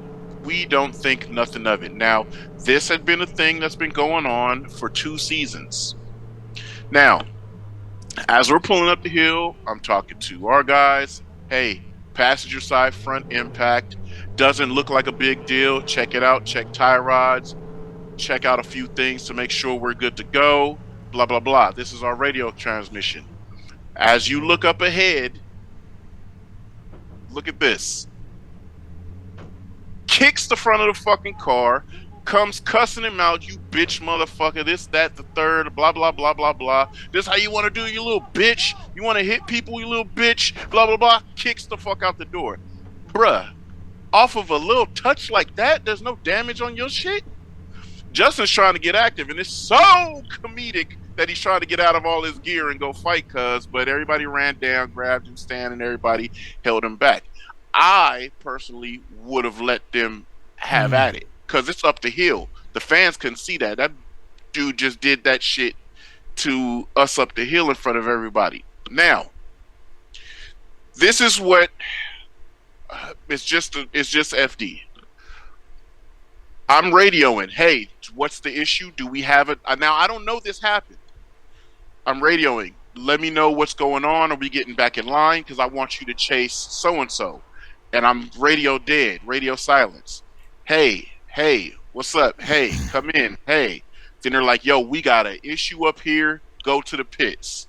I'm like, all right, cool. Now, we are a live bunch. We've had many issues. Again, I finally got clearance to tell a lot of stories. And like Justin said, fuck it. I ain't in the series no more. Whoever feel a way about it, fuck it. So we don't cause trouble or don't look for trouble, but when things happen, we're not the type to say, oh, oh. It's like, what's shaking? What the fuck you want to do? Right? If it's something, then let it be something. Now, I'm not personally about to jump at any of Von's crew, but please stay away from us. And our body language and my facial expressions is letting you know that. If you do come, it's been many times, I'll tell Justin, go over there. You know what I mean? So 9 times out of 10, I try not to because I'm there to help assist him in achieving a goal. I'm not here to be no enforcer or get nothing shaken. But if it has to, it will go. It will go. We ready to roll. And Justin's like that too. Me and Justin will run head up with a lot of cats, not giving shit how many of y'all motherfuckers want action, right? And then we had a couple cats with us that still they would do the same thing. So we was alright. We was never worried or intimidated about anybody with no actions. But that situation was like, hey, yo. So when I get down there and they tell me, hey, yo, they on this type of timing, okay, boom, backpack off, the headset off. Let's, because they're pit right over there. What are we doing? You know what I'm saying? Like, what are we doing? You tell me what type time we on and let's go get it shaken because Pat Mordaunt and I had a situation and Justin got up. I didn't even get a chance to hop out the vehicle before Justin ran down in bloodface and got it shaken with him. But again, it ain't for show. It's not like, so when that situation with us and the Mobile One dudes happened, that wasn't a big day with a crowd in front of everybody. It was like, we bounce out. You got a problem? What's really shaking? What's the energy? Oh, you good? You chilling? Aye, nigga. It is what it is. But if it's some action, we right here. Oh no? All right, cool. Boom, and we out. Boom. No big scene. People that were looking were like, oh shit. But it was load-in day. We hadn't even practiced yet. It wasn't a big scene like that. So, like I said, I feel Chelsea. I understand him, but doing shit like that, no go. Yeah, it was so my thing again. I don't know him personally and everything, man. And I mean, outside of being a good driver and stuff like that, it was the number one who he's talking to because he probably knows they're not, whatever. I don't know who the guys are, but obviously, people do stuff like that is a human nature type thing. I don't do that because I think it's a weak character trait. You know what I mean? If you're gonna break bad on somebody, break bad on somebody. All the way. Yeah, who's like yours? Who is your size or has your level? And before you even say anything, like this about to be a battle because this motherfucker ain't going back down. Again, baby. You know what I mean? So then it's like let's look at the RTR thing. They're becoming like they're pretty much like if you look at Factory Team, they're the number one team. They got all the stuff. They got endless bank account, and then you get all that. You can imagine what it's like in the pits. Hey man, we're the best. Let's go out there and do this and blah blah blah. And like, hey man, you earned it. The team is doing well and stuff like that. But you let that shit go to your head a little bit, and you get the untouchable notion. You get the untouchable thing going on. That's what happened right there with that situation. So, and again, I don't know anything about them, but that's just he had been big dogging us for a year and a half, 2 years actually. And we never protested it. So again, this story isn't being told for any reason to say anything, but it just kind of seems like their culture at RTR. I don't know. They seem like good guys, but it just is what it is. They big dog people. My very first interaction with Vaughn was we went to SEMA in 2011. Justin was like, come roll with me. I'm like, cool. We down there, we chilling. Me, Justin, I think Walker Wilkerson, and anyway, we're chilling. We go to this lobby inside this huge hotel. They had the party, the SEMA party, the FD party just wrapped up. And Vaughn comes out and he grabs Justin around the shoulder. Come on, man, let's go party. Let's whoa. And Justin looks and tells him, I got my friends with me. Vaughn looks at me and my boy Rob and looks at Justin on some, man, fuck them niggas type shit, right? That's literally the look he gave, like, man, fuck them niggas, right? Like, man, we partying, we going, and Justin was stuck in the, shit, fuck, this sucks. And I looked at him, I said, don't even make the decision, bro. Go. Like, you know what I'm saying? You're networking through SEMA. You do your thing, don't worry about it, and we'll figure out something to do. It's Vegas, right? So we end up, going running through strip club tours and everything but it was just the situation where Vaughn was like, fuck them niggas, fuck your partners, Yeah. And I'm like, damn, that ain't cool. he got him in it. Yeah, dude. Yo, they should have let him get it cracking, cuz you gonna stomp a nigga car out and walk off like, bitch, nigga better not do something crazy, nigga. Hell nah. Put hands on blood and enjoy doing it, you know what I mean? But anyway, so long story short, man, we knew it was an issue. We had the black view cameras. We get down the hill. We instantly. So you say he cleared this, right? Yep. This is only. I'm clipping this whole section out. This is a whole. This is some shit people. And look, man, we're not here to throw shit around, man. That's not the thing about it. Not fuck. I'm sounding like the dudes I hate listening to where they not do like people are real. Situations are real, and again, this is my first time weighing in on the hold the no for thing. Great driver, whatever. Outside of that, respect. You're not gonna get my fucking face and say some shit like that, and not get dealt with. As a man, and cannot allow nobody. You can't, and I could. It's like when I'm watching it because I was watching it on the toilet. I'm like, whoever he's talking to, he know like he has to. It's like. Because you're not gonna roll up on somebody who you may think is gonna fire back crack at your you. Fucking shit, yeah. Yeah, you're that because you could hear it in the he said what he had to say, then he just kept adding. You're a fucking pussy, yo. Yeah, he was getting worked up while he was worked up. Like it kept escalating, right? And I'm all like, of it was comedy until he offered them hands. When he offered hands, all right, nigga, hold up. All right, now I gotta see you. And then you see what happened like a couple of days later. The whole they was like, hey man, you gotta make hey man, you're for this blah blah blah, and they kicking us a lot of money.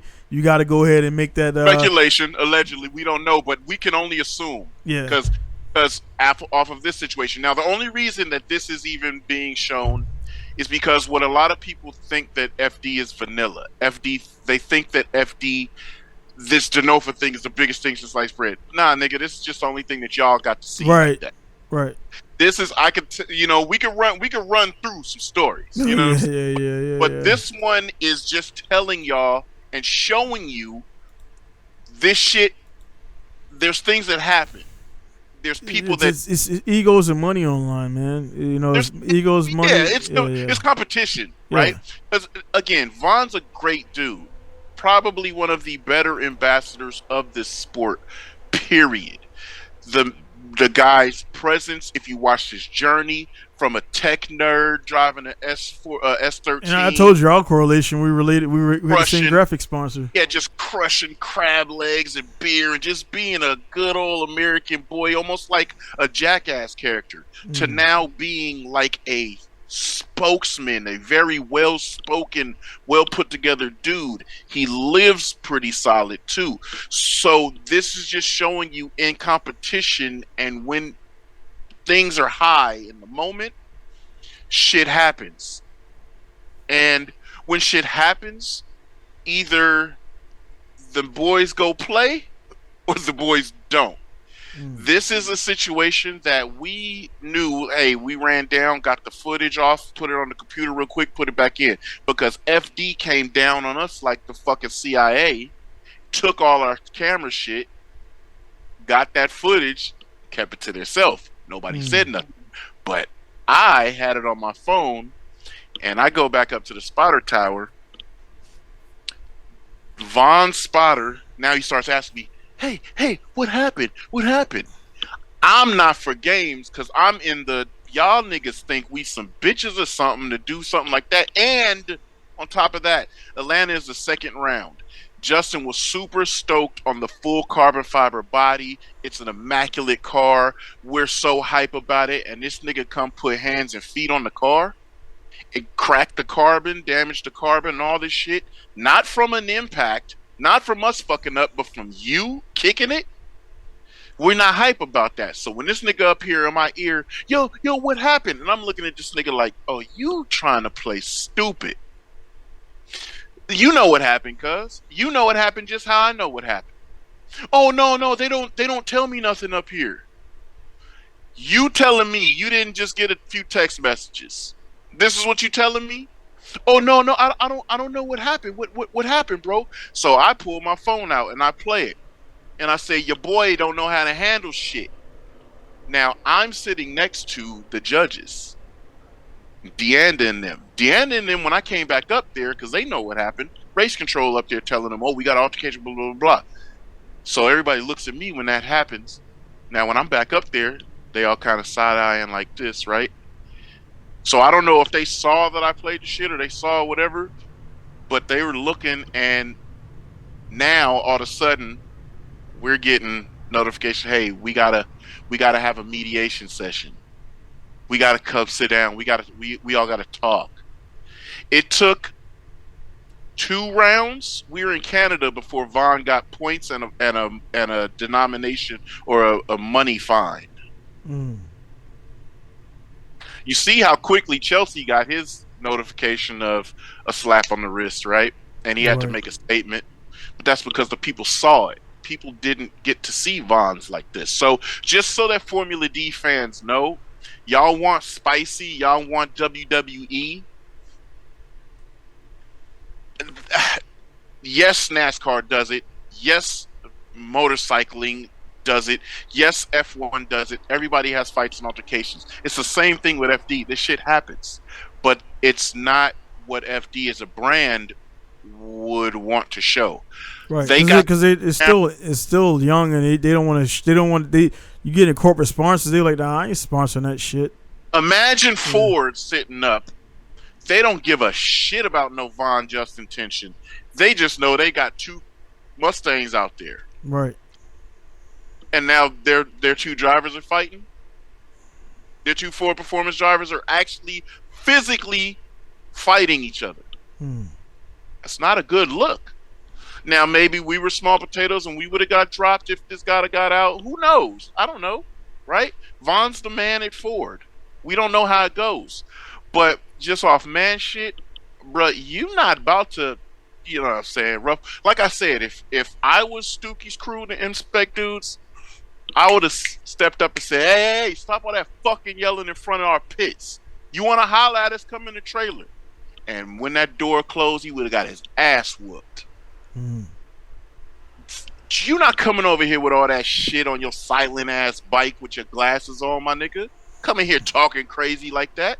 What type time you on? Who you think we are, first of all? Like when the McQuarrie incident happened in Seattle. McQuarrie, you can Google that. JTP, Tyler McQuarrie, Seattle. McQuarrie went off track, all the way off track. We're still on the track. He's off and in the clear. We proceed up. He comes back on track, runs into us, and that puts him on the inside. Justin's on the outside, and we're going around the corner with McQuarrie sitting on us. So when we transitioned back the other way, they went wheel to wheel. I know it looked away, but Justin's front end came off the ground because we went wheel to wheel because McQuarrie's into us, and then when we transition back around, McQuarrie's on the wall side, right? He's back in lead, but we've already been made contact because he ran into us. And now when we transition, still on throttle, and it lifts the wheels off the ground, Justin's steering went loose. The in-car camera, same as what we have for there. The in-car, the wheel went like this. His front wheels are off the ground. And so I just go on the radio, floor it, run that bitch nigga into the wall. Wah, boom! And stay on it. Right? Because at this point, right, you just did some dirty shit. You went off track, bro. Your run is done. It's over with. You lost. You went 4 off track. Justin was going hella fast on his lead. You thought you can do the same thing. We had heat that year. We on his shit. He couldn't slow it down. He went off track. Let that go, bruh. You coming back on track and making contact is crazy. But again, in the middle of battle, you seeing red? That's gladiator man shit. Now, McQuarrie was a real G after we ran him into the wall and all that, whatever. And he's on the trailer yelling at Justin, which is the funniest fucking photo in the world. His Camaro's wrecked on the trailer. He's in it. He's rah, and Justin's down there just revving, blowing his eardrums out. Comedy. But after that, Tyler dropped it. Right? We go over to the trailer. Me and Justin walk over to the trailer. Like, hey, you know what I'm saying? Like, what we doing? Justin like, nah, it's good. Wait out here. Cool. I wait out there. He go in. They talk man to man. It's all good. He maybe explained his side. Tyler explained his side. They both understood. It's competitive situations. Mute point. We're good. Dap up. All love. He pop out the trailer. Everybody's grinning, high-fiving. Tyler give me the piece. We like, all right, it's good. We out. Pat Mordaunt gets on the internet talking crazy shit. Pat Mordaunt was his number 2 driver, right? I'm like, relax. It's settled. It's cool. Stop. Don't drum that shit up. So then I take a screenshot and I show him, hey, because your guy did this, because you're over here riding for him, because your guy did this, it put our front wheels in the air. How do we stop? The front wheels, a screenshot, it's like 2 feet of space under the front driver's side and about a foot of space under the passenger side. There's no front wheels on the ground, so how do we stop it? Yeah, it looks crazy, it looks comical, and everybody makes their story about it. But now this is really what happened. So drop it, and it's all good. No, your guy. I'm like, okay, wait. How does your guy get away with coming back on track and hitting us? Let's get to that, right? Oh, I said, all right, cool, so whatever. And I said, but y'all got y'all shit put on the record, huh? We still kept competing, huh? Because now I'm being petty. Because you won't drop it, and it's like you won't see facts for what they are. So I'm like, yeah, y'all niggas look crazy funny on the trailer. We kept it rocking. So now because he kept doing what he's doing, now I got petty. So that nigga say, I'll see you in Texas. So like, the fuck that mean, my nigga? You sure will. I guarantee you'll see me in Texas. And what? Right? Tell me how you feel about me when you see me then. And that was that. We show up on Texas on load in. We put our shit up. We're about to leave, go have dinner. We coming around, and that's the famous middle finger story. Oh, yeah. We driving out the front. They were pit right at the entrance. So as we're coming around to leave, we're almost out. This nigga like this, because he see me in the truck. Justin don't see it. Matt sees it. Yo, who that motherfucker just flip off? I'm like, oh, you saw that shit? And he like, yeah. Yo, who the fuck? Justin like, brah. Who flipped who off? Yeah. This nigga Pat just flipped us off. Say he gave me the finger. He say, yo, what? In reverse. Hop out. Yo, it's shaking. You got a problem with my partner, man? Oh, he talking shit online. Man, motherfucker, he ain't, man, fuck all that shit. You got an issue? No? Well, tell your boy that I ain't telling him shit. You know, because I'm standing right here, but I'm just laughing. I'm like, look at Justin. Look at this nigga go. You know what I mean? Yeah. And so I ain't telling him shit. Like, don't be disrespecting nobody. Don't be disrespecting my homeboys or whatever. All right, it's cool. And I'm just like, I could tell he wasn't on that type of time. He was just Yeah. being a little, you know what I mean, a little pissy. Yeah. Yeah, don't call nobody out if you ain't really like, you know what I mean? That's some shit online. That's some new shit online people be doing a bunch, man, because it's like you're separated. It was so crazy because how the world works. 35 minutes after that incident, we're in the hotel, going to the elevator. When the elevator comes to our floor, all three of us go in the elevator. Guess who in there? Old Patty by himself. That was the funniest, most awkward for him elevator ride down to the lobby because we looking at him and he just like in the corner like, oh shit. And it's like, yeah, all right, you know, but just to tell people that follow FD, you should not. This is an exciting type of event, motorsport, a spectacle in itself. There's no need to add that. You don't have to have that. You don't need to see that. The shit does happen, y'all. It happens a lot. But that doesn't need to be seen for it to be exciting. Yes, the tracks are getting repetitive. Yes, we kind of end up, once you get past a certain bracket, you're like, oh, so-and-so probably going to win, you know. Yeah. But they don't need to add in seeing that. And FD always has cameras rolling, so I'm sure they catch a lot. But, yeah, that shit don't need to go in. Denofa's is just one of those situations that got caught on camera. And it goes to the internet so fast because it's from an independent source. And that kind of shit gets out sometimes and it happens. But if all drivers kept their cool and they didn't do shit like that, keep it in your pits. Like the funny shit is when LZ was calling Matt Fields a low-life piece of shit. Like that's hilarious. When he says, I'm a race this low life where I gotta, you know, go up against this low life. That's an inside joke.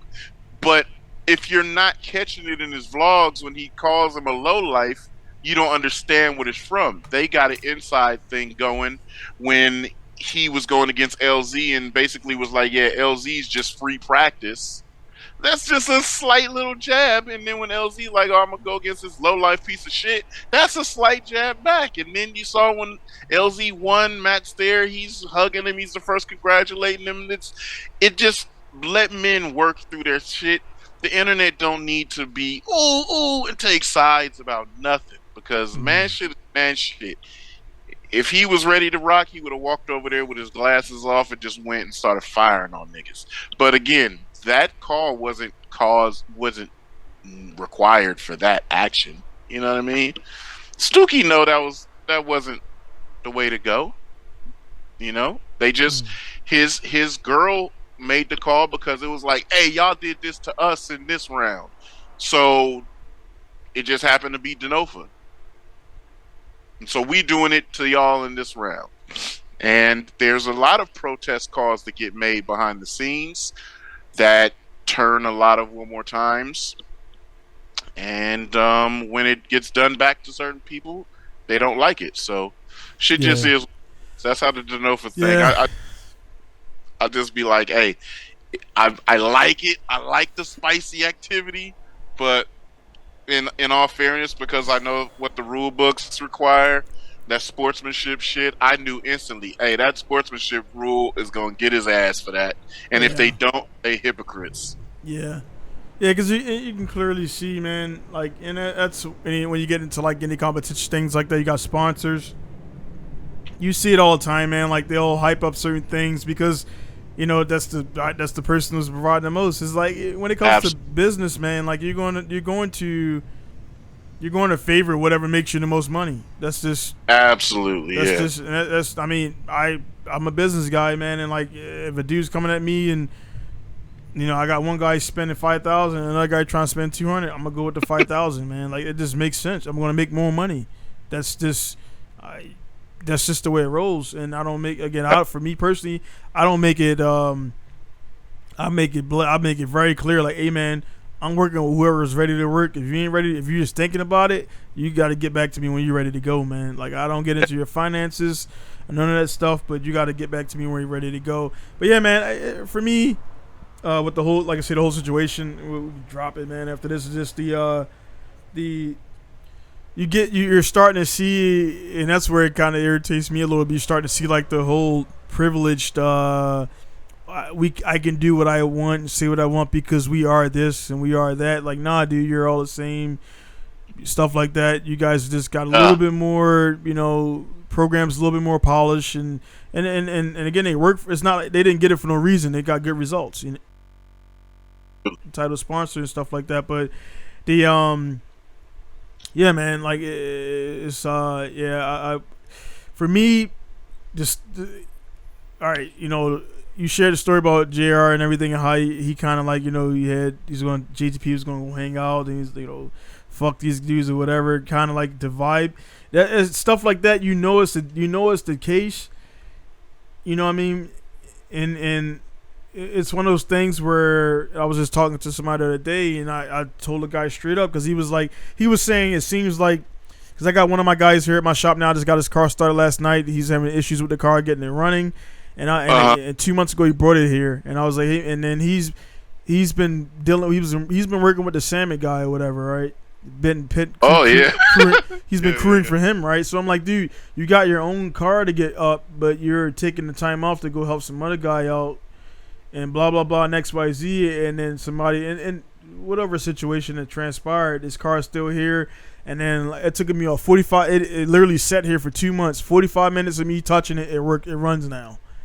Of just getting some wiring and stuff figured out. They did a decent job, but I had to tell them, I was like, I'm not going to tell you what I did to fix it. It's fixed. Right. I'll tell you which wire to hook up and everything. Go from there, because and his buddy, because you open that. He's only reason his car is here is because he's got my suspension on it, and I was like, it benefits me to get the car running because my suspension's on it. Right. And I knew I can get it running. So then like that, and as soon as I did that, about a day later, the guy hits me up and he's like, "Hey man, I wonder if you could tell." Like, no, I can't. I cannot. Right. Yeah. Because you think that's gonna be the norm. And then what's happening now, and they see his car here, and then it got around to me that he was like, well, how's he cool with me? And then how's he cool with him? And then like when I talked to him, he's real short. It got around. I didn't get the whole, because I was like, I didn't want to hear it. And then I told the guy, I was like, well, you can stop talking because you're bringing another man's words to me. I don't give a fuck about it. And then I let him know. I was like, the reason why it is because when people act like the relationship doesn't benefit, them or whatever, they're phony, man. Like, I mean, I'm not. Lex is not gonna go out there and give his time to a bunch of fucking lame ass dudes. People that aren't deserving. That ain't doing nothing. That ain't adding value to your life. Meaning like meaning like when you go to ride together or drive together, they're reducing stress, not adding stress. Like that, what it comes down to. I don't have anybody around me that ain't fucking about my progression, dude. Straight up. Right. And as soon as I find out you ain't about, you're out. There ain't no fucking second chances. Third, you're out, man. Because that first time you do that, you pretty much laid out your character, man. And that, like I said, that situation, that maybe he just on some high, he just went around, like you pretty much is saying like you ain't worth shit to me. You know what I'm saying? And if you're saying that means when I become worth shit to you, I don't want to be worth shit to you. And I had to, I had to tell the guy, I maybe it was petty, man, but I got rid of a dude on my friend list. He's in the industry. I don't want to say no names because it don't matter. He was one of those guys that actually was callous to me doing my thing and getting in, being in maintenance and stuff like that. And he hit me up 3 times on 3 separate occasions about shipping a car over, but every time I would hit him with this link, hey, you need to follow this procedure, and I'm not going to change it for you. Right. He just felt like he was above the process. And then I see him post up, hey man, I got this Arthur. When I seen that post, call it petty, I deleted the dude because I'm like, this motherfucker wasted my time 3 times. And then he goes radio silent, and I had a buddy of mine that was in my team hit me up about it, and he wasted my time. I'm like, he's been like radio because he thought he was just gonna get like everything for free.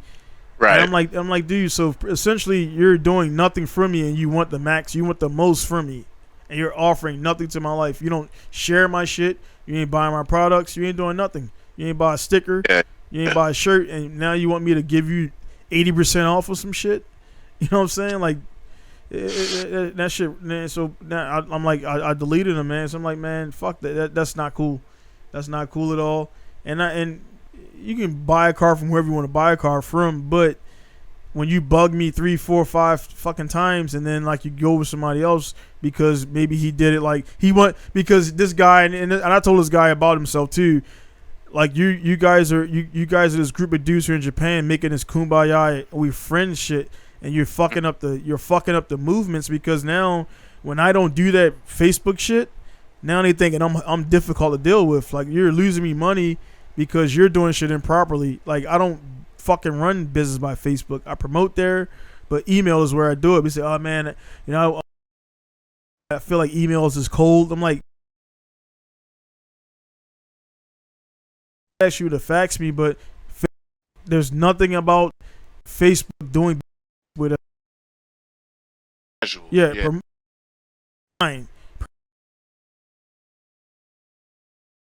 99% of the time say to message me. I hit them, and when I just delete it, archive it. But for some guys, like, you know, hey man, go to email me and this will be it. I'll see your email, and then it transpires or it doesn't. But at the same time, when people, my personal pet peeve is people trying to belittle what I've done and man, what I work for, man, and trying to say, man, why don't you link up with T-Pain and do this? I'm like, why don't he link up with me? I've fucking been in this industry for a while, dude. Like, it's hard enough to link up with a guy in our industry. Hurt. So don't worry about T-Pain. Yeah, and then it's like, and I don't want, and for guys listening to this point, I don't want to sound like I'm not salty. Yeah, I messaged him when he first did it. I seen his drift, and he ain't messaged me back. So, hey man, you ain't want it. So eventually he'll find out about me. But at that time, it's like, hey man, I don't want nothing from you. I don't need nothing from you. And that's what I said in my thing. I was like, hey, I just want to chop it up with you on the podcast and like welcome you to this industry that I've been in for a long time, decades before you started doing your first figure eight. Then he gets right in the game, and like, you know, he does the JR thing and the hurt and the hooning. It's like, dude, I understand it, dude. Like, you want to get into the thing, and you want to, being what he did for the music stuff, you want to get into the game and pull who's the top guys out. It's obvious to see. You know what I'm saying? It's obvious to see. I like it. It's right. Great. It's cool. I'm glad he's in the scene, and that's cool. But yeah, it's, you know, it's not. It's not. You're not on the radar, right? You know, people. Yeah, even like again, that's fine, bro. That's fine. It's even with Hurt, right? Mm-hmm. A lot of us aren't on his radar. He moves through the industry how he moves through it day to day. He sees what he sees. So, you know, when people are saying, "Yo, you should," I agree with you, but how? Yeah. Right? How does that work? Let me make it real hard. It's all, like, bro. We all like this. Here's the thing, man. We all do it. We all like. I'm like, bro. It's essentially who you want to give your time to. Like, time is the one thing you cannot fucking get back. That sun goes down, it comes up. You got another 24 hours to do it, to make it happen. And if you survive, you get home to the kids. That sigh of relief, like, yeah, man. You just keep doing it every day. You just make sure. So, I mean, this, you know, bring it up, and it's not no smear campaign. I'm just telling you how it is, man. How people roll and how people work. Because I want this stuff is educational to guys out there listening who are younger. You're gonna come up, you can avoid this stuff like that. And not that it was bad, but speaking of Hurt, man. Again, this is no ill will, nothing to ten. I'm just telling you what happened. I was on Club 240, and I also became like a lead admin. Back when he had got his first 240, that motherfucker, he was all in my inbox asking me how I do stuff and do this and blah, blah, blah. And I'm in Florida and this, and like hitting me up, right? And then you know, fast forward, you know, he's at Injuku thing went down. And then, like, you know, he went to Cali and stuff like that and blah, blah, blah. Then I get a message from him randomly one day because he sees this, like, my second year my shop was open. Hey, man, I want to get some VSKFs because, you know, people who know that's his deal. You know, I'm not sure if he still rocks him. If VSKF was like whatever, that's what he want to run, right? So he hits me up and everything, and he hits me up kind of sideways, man, like this, and this. I'm like, hey, man, this is the protocol, this, and this. And I told him what it was. There was radio silence. Never messaged me again. And then the last time I messaged him was I sent him a link to the preview for the live Hoon joint, and there was no response on it. I redacted that back. I'm like, like, look, man, like you. So now you are where you are, but 10 years ago you were in my fucking inbox on Club 240 asking me what's up with this and how do I do this and all of my posts and everything. So it's like, man, we know what it is, dude. And like, what I mean? Then let's be real, man. And this is a thing that a lot of people like. This is the elephant in the room. Blacks that don't fucking like other blacks succeeding, man. Let's just keep it real.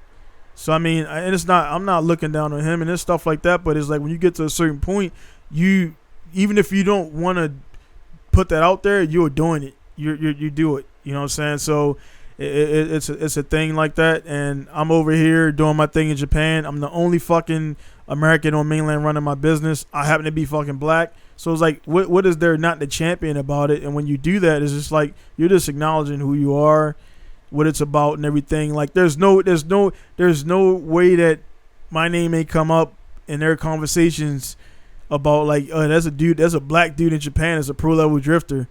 You know what I'm saying? Like that. If it didn't come up, that's like, I'm like you said, I'm just not on this radar, and what I'm doing ain't big enough. And it's like I already know what I'm doing is big enough.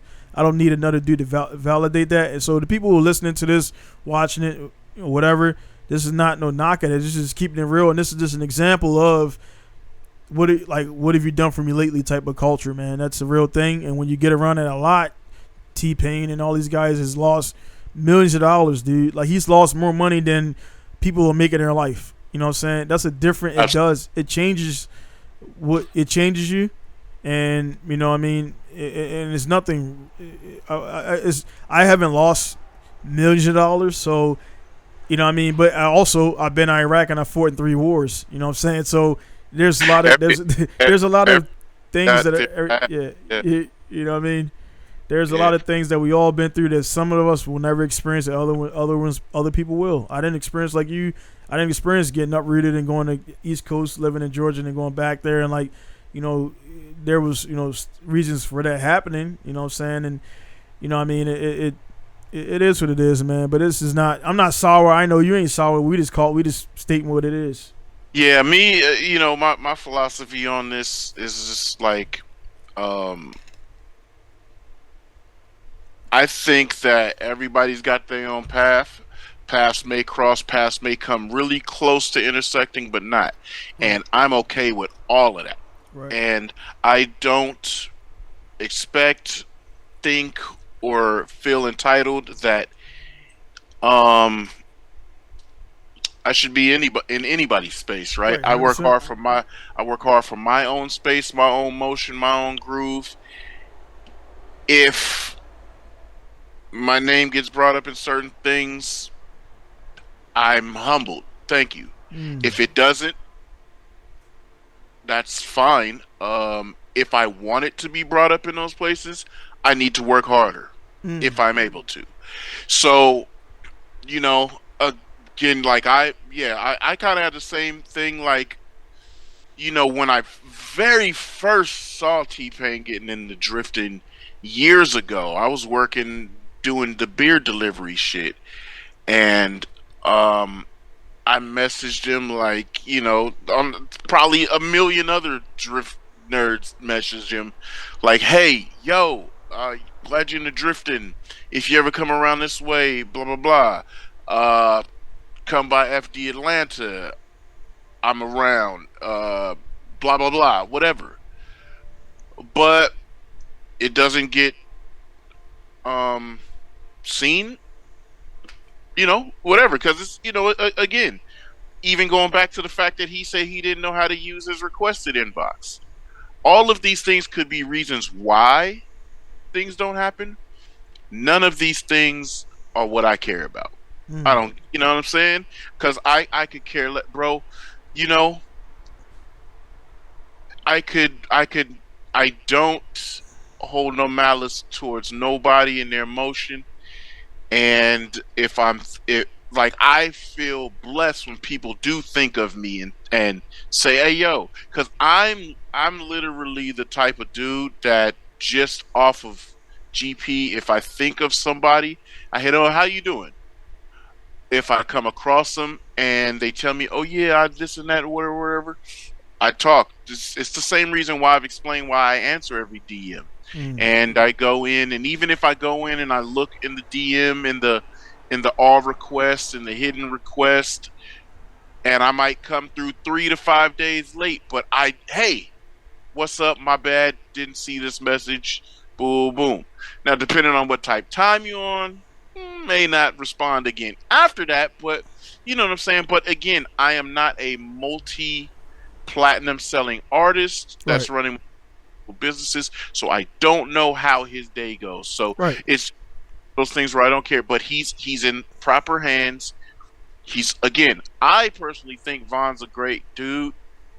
I just know they got that thing in them. But linked with Von, he's got Mustangs. He's drifting. He's gotten out there. Him and Hurt linked up. Hurt left Hoonigan, went with him. I didn't know that. I absolutely applaud that move. Was that a recent? Yeah, Hurt left Hoonigan a few months ago. He did everything on the low. I kind of was paying attention. He was being very quiet in a lot of episodes that he was in on the backside. So it's kind of odd that it's on the tail end of the block and all that stuff like that. Bro, I tell you, I think, because I like Hurt. I think he's a very enjoyable, nonchalant, I don't give a fuck about too much character. That is so funny to me, because in the world where we're an excited group of people and we break a lot of shit, he's hype when he needs to be, and then it is what it is after. So him may have had, we don't know, because he's very private as much as he is very public. So he may have had a way as he felt, but I do believe the glue was Ken Block. Right. His respect for him, his respect for his leadership, what he's shown him, and everything. When he passed, I felt like that was inevitable. Yeah. I really did feel like that's the first thing I was like, yeah. So he's like the when general. I saw him gaming with T-Pain a lot, they spent a lot of buddy chum time, laughing and joking a lot. I was like, see, I'm the type of dude where I'm like, all right, that connection didn't get forged with anybody else, but he got forged with the right guy, because Hurt and Pain, they seem like a great, as if it was a buddy cop movie, good cop, bad cop, or an excited dude, quiet dude, or you know what I'm saying? It's just, that's a great pairing.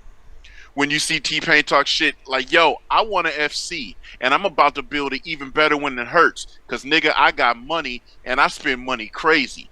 That's hilarious to me, because yes, if T-Pain gets the proper guidance, he got the money to spend. It's nothing to him, right? $20,000 can build you a raw ass FC. 20 grand, bro. Let's just say you don't go crazy. You do like a 4 or 5 grand motor. Who knows? He might throw an LS in it. Who cares? But the point is, you can put together a lot of choice parts, and that to him is an interview, is a podcast, is some of his YouTube revenue. Maybe he went and did a show where he was over here twerking on people, and just the front end, not even the back end, half of the front end, you know what I'm saying? He got the bread to play. So he has a proper homie in Hurt to guide that. So again, it may not be like we all want to be that celebrity dude's organic homeboy. All of us want to be that, right? But if it ain't in our cards, it just ain't. But I applaud the fact that if Hurt busts any move, he goes with this dude. I love that.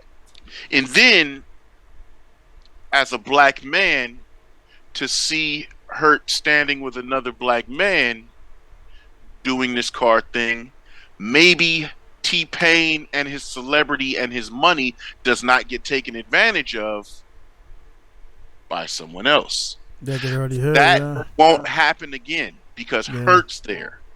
Hurt can tell him, "Hey, yo, like my dad took one of the cars to the shop to get something done, and I tried to remedy it. I fixed it so that the car could drive, but he wanted to just replace this part and get it done." I'm like, "All right, cool, send it to the shop."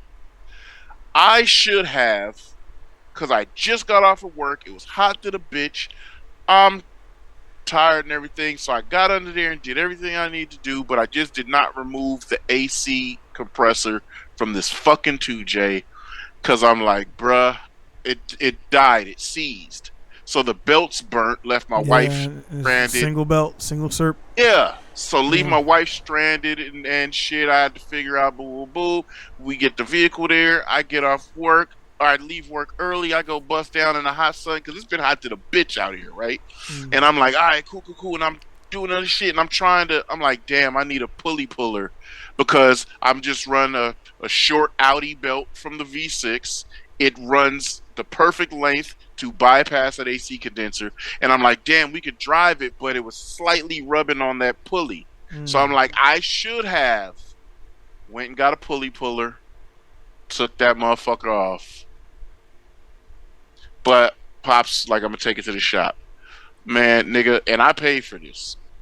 When I tell you these motherfuckers charge $1,700 and I'm like, God damn, is that how people get over?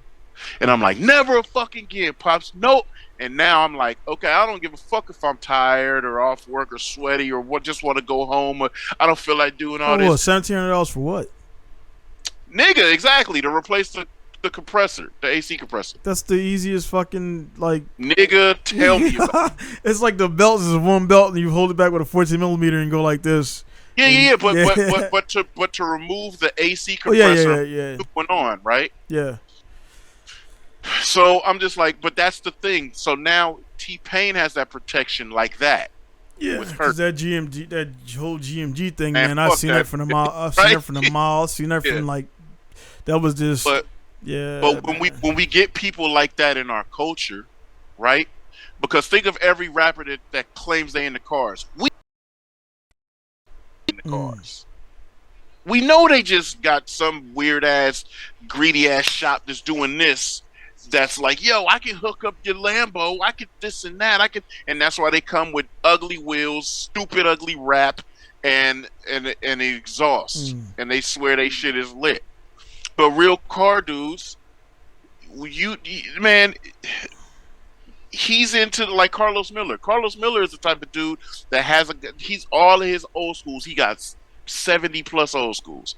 They clean as fuck. They're modded properly. They're damn near time period specific. Some of them are LS swapped and modernized and slapped, but he's doing it right. We got a celebrity in this drift world, and somebody is right beside him to make sure that he does his shit right. So now he's gonna learn it, and he's gonna sit up on an interview, and somebody gonna say, "Man, I hear you in the cars. I hear you like do this wild, crazy shit called drifting," and he can accurately explain it and accurately break down the game, and everybody gonna look at him like he talking Chinese in a French accent. But we gonna know the few. We gonna say, "Oh, cuz he's talking that good shit," right? And we get a actual person of that caliber in the scene that's their tender or their handler is a good representative of the scene. It's not some fuck nigga that's just trying to get bread out of cuz. Because keep it 100, yo, now Hurt got that play that he's doing the Hot Wheels show or whatever. His star is rising, right? In celebrity status. He's on red carpets with his family. He's on red carpets bumping shoulders with guys that are in the industry that are seen as celebrities now. We could get a dude from our culture, a real one from our culture, not a transplant, and I do mean car culture. I don't mean the race thing. I mean actual from our car culture. We can get a dude that knows this scene intimately, goes up into that maybe he becomes a producer on an actual show that's way better than Getaway Driver. Right? That don't fuck our cars up. That don't just use us as a culture as entertainment and throw us away and with our cars fucked up. What if Hurt gets to the point where he directs an actual show that's actually good, that's actually for the people, that, you know what I'm saying? Everything's on a writer's strike right now, right? SAG-AFTRA is on a halt. They don't got no shows. They probably won't have no more shows until they get off a strike. What if when they come back, right? Because they've hurting them got their promotion and their media done for their Hot Wheels shit before. So now the industry's down. Now when it comes back, they're going to need show writers. They're going to need new shows, whatever. What if he gets in the mix and boom, boom, boom, and creates a dope-ass show that's really real about the situation, and his star keeps rising? And now him and T-Pain are equal in star power. Dude, that's fucking dope. That would be dope. So, you know, just like things happen, things are great. You know, sometimes people just move as celebrities off GP even when they're not. So that, and for instance, with, you know, a lot of people DM or speak to Hurt or don't get talked back to, right? It just happens. It was funny. He messaged me like, "Why I catch a stray when I show his hood fly up?" But it's not shade. It wasn't like, no, oh, look at this nigga hood fly up. It was just, these are the extreme cases. The nigga trunk flew off, hit the window on LZ's car during the LZ World Tour, and Hurt's hood flew off and flew up in the air. Those are the extreme versions of why that FD rule is in place. So I don't know if he was being sarcastic. I mean, we've talked before quite a bit, but it's just like, you know, he might have came, laughed, but he typed, "Damn, why I catch a stray?" We don't know the context of it, and that's why I take no conversations personal ever, right? And I take no experiences or interactions personal at all. And I know, like, social media, a lot of people do take so much shit personal, and I could literally be sitting having an amazing day under my plum tree and it's mad sunny, and I'm looking at all my glorious vehicles and motorcycles, and I'm getting ready to do a track day and everything is fine. But to them, I don't know, maybe I seemed mad when I typed it. I wasn't. You know what I'm saying? Like, for that, I don't know why people, like, if a motherfucker just type in caps and put a bunch of exclamation marks, like, something's probably wrong. But, like, if I just respond back, like, dude, like, I was on the toilet when I responded to you. Like, you're not supposed to ever. Absolutely. That's like I mean, like, everybody fucking does it. You know what I mean? Just wash your fucking hands.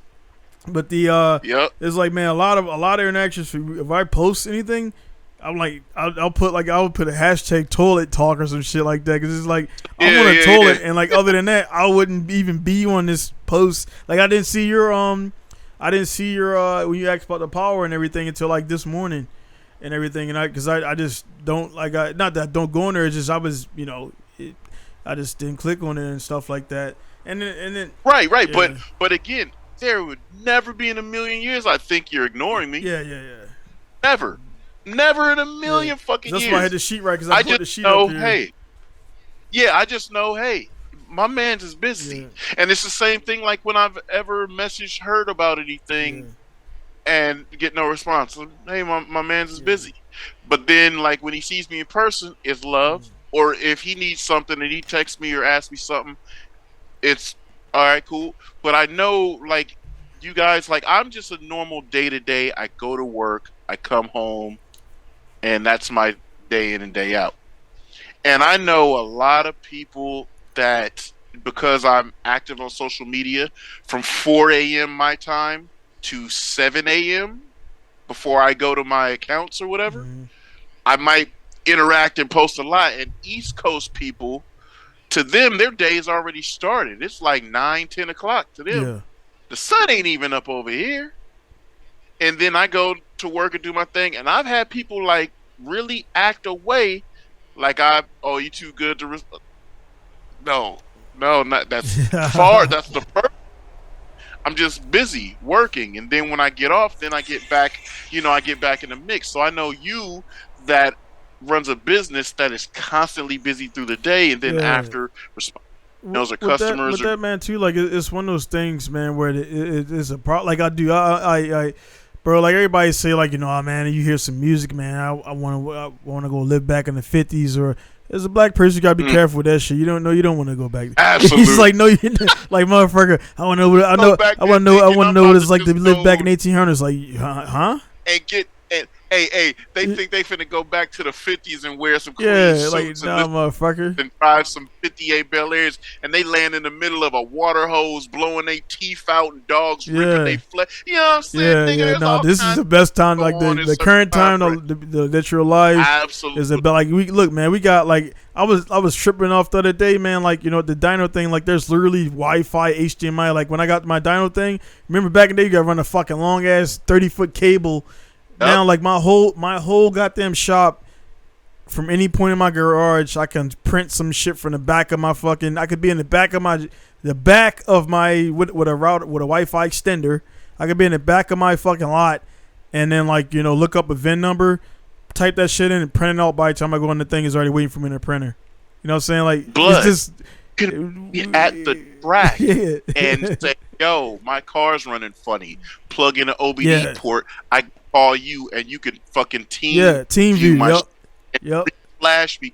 We don't have flying cars, but nigga, we definitely. People are really taking in the AI shit is getting nuts. It's getting crazy. Yeah, there's a lot of that shit's getting to the point now where, think about it, like if you think about it, rotaries would not have weird dorks clowning them. The ECUs stay today. If we had good. I just said that yesterday to a guy. Good ECUs and proper fueling, I just said that we would rotary jokes. You notice is kind of gone away. It's almost been eradicated. It has been. Think people like LZ and all these other dudes are getting them, and they're like, I think this thing's gonna blow up. I think it's gonna be, and then it's like, yo, this is the greatest fucking car I've ever drove. Yep. It's way more power than I thought, because there's an ECU that can control 100%. It so much than back in the day, and won't blow up. I just said that shit 12 hours ago to a dude in my lot.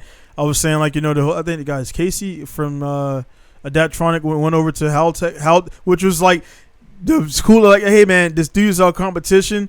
He's smart as shit, but he don't have the budget we have. Hey man, you want to come work for us? All right, come on over here. Yeah. Hey, you got free reigns to do whatever you want. And now, like, even Haltech's rotary shit overnight went to another level where, like, dude, when I install Haltech on a rotary or whatever, I'm like, bro, it makes my fucking life so easy, dude. Like, it makes you look like a wizard. Think about if you just happened to go back in time, right? You went to 1985. Let's just say you went to 85. Knowing what you know now, right? Let's just say you know what you know now, and you just went 1985, and there is a fresh, brand new GSL SE sitting right there, and you just knew, yo, I'm gonna take this time, I'm gonna get this board together, I'm gonna make an ECU that can do this processing, blah blah blah. You're the only person that can do it. You do it. You put it in the car. You tune that motherfucker. You have some proper fuel in it. And say you're like, you know what? I got to deal with the fuel that we got here now, but I know I can go to Home Depot or anywhere, Ace Hardware, get some paint thinner, and I'm gonna put that shit in this motherfucker, right? Hey, trust. Eliminate those oil injectors. Do it for me right now. Okay, cool. Boom. And now I'm putting this.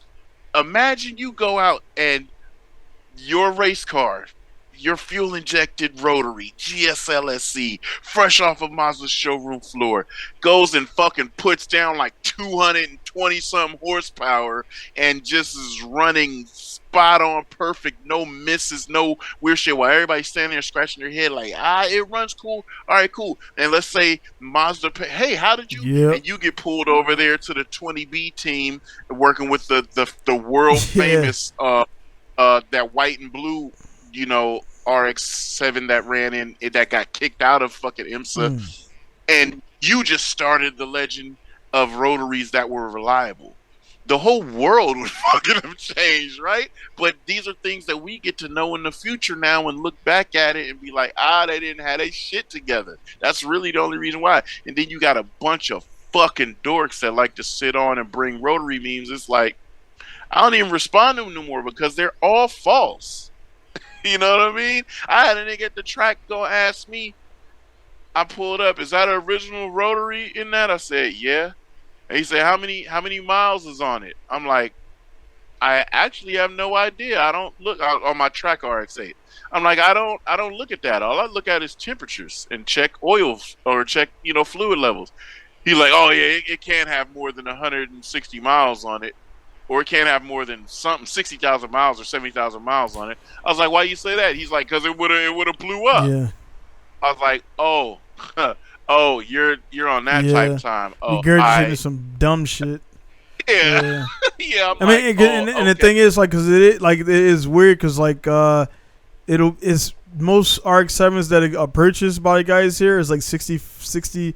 Like you look at the Odometer, it's like 65 to 68,000 kilometers, and by that point, it's already been fucked up. Like, I'm like, God, I'm like, why the fuck's it that number? It like right at that number, and I told the guy yesterday, I just said I was RX-7 outside. I'm like, bro, we was talking about stuff, and I was telling him, like, because I was like, I work 13Bs and RJs, blah, blah, RBs, 2Js, and I was saying, like, because he was looking around like, hey man, you work on? I'm like, yeah, I work on everything, because everybody don't drive a fucking 4G63.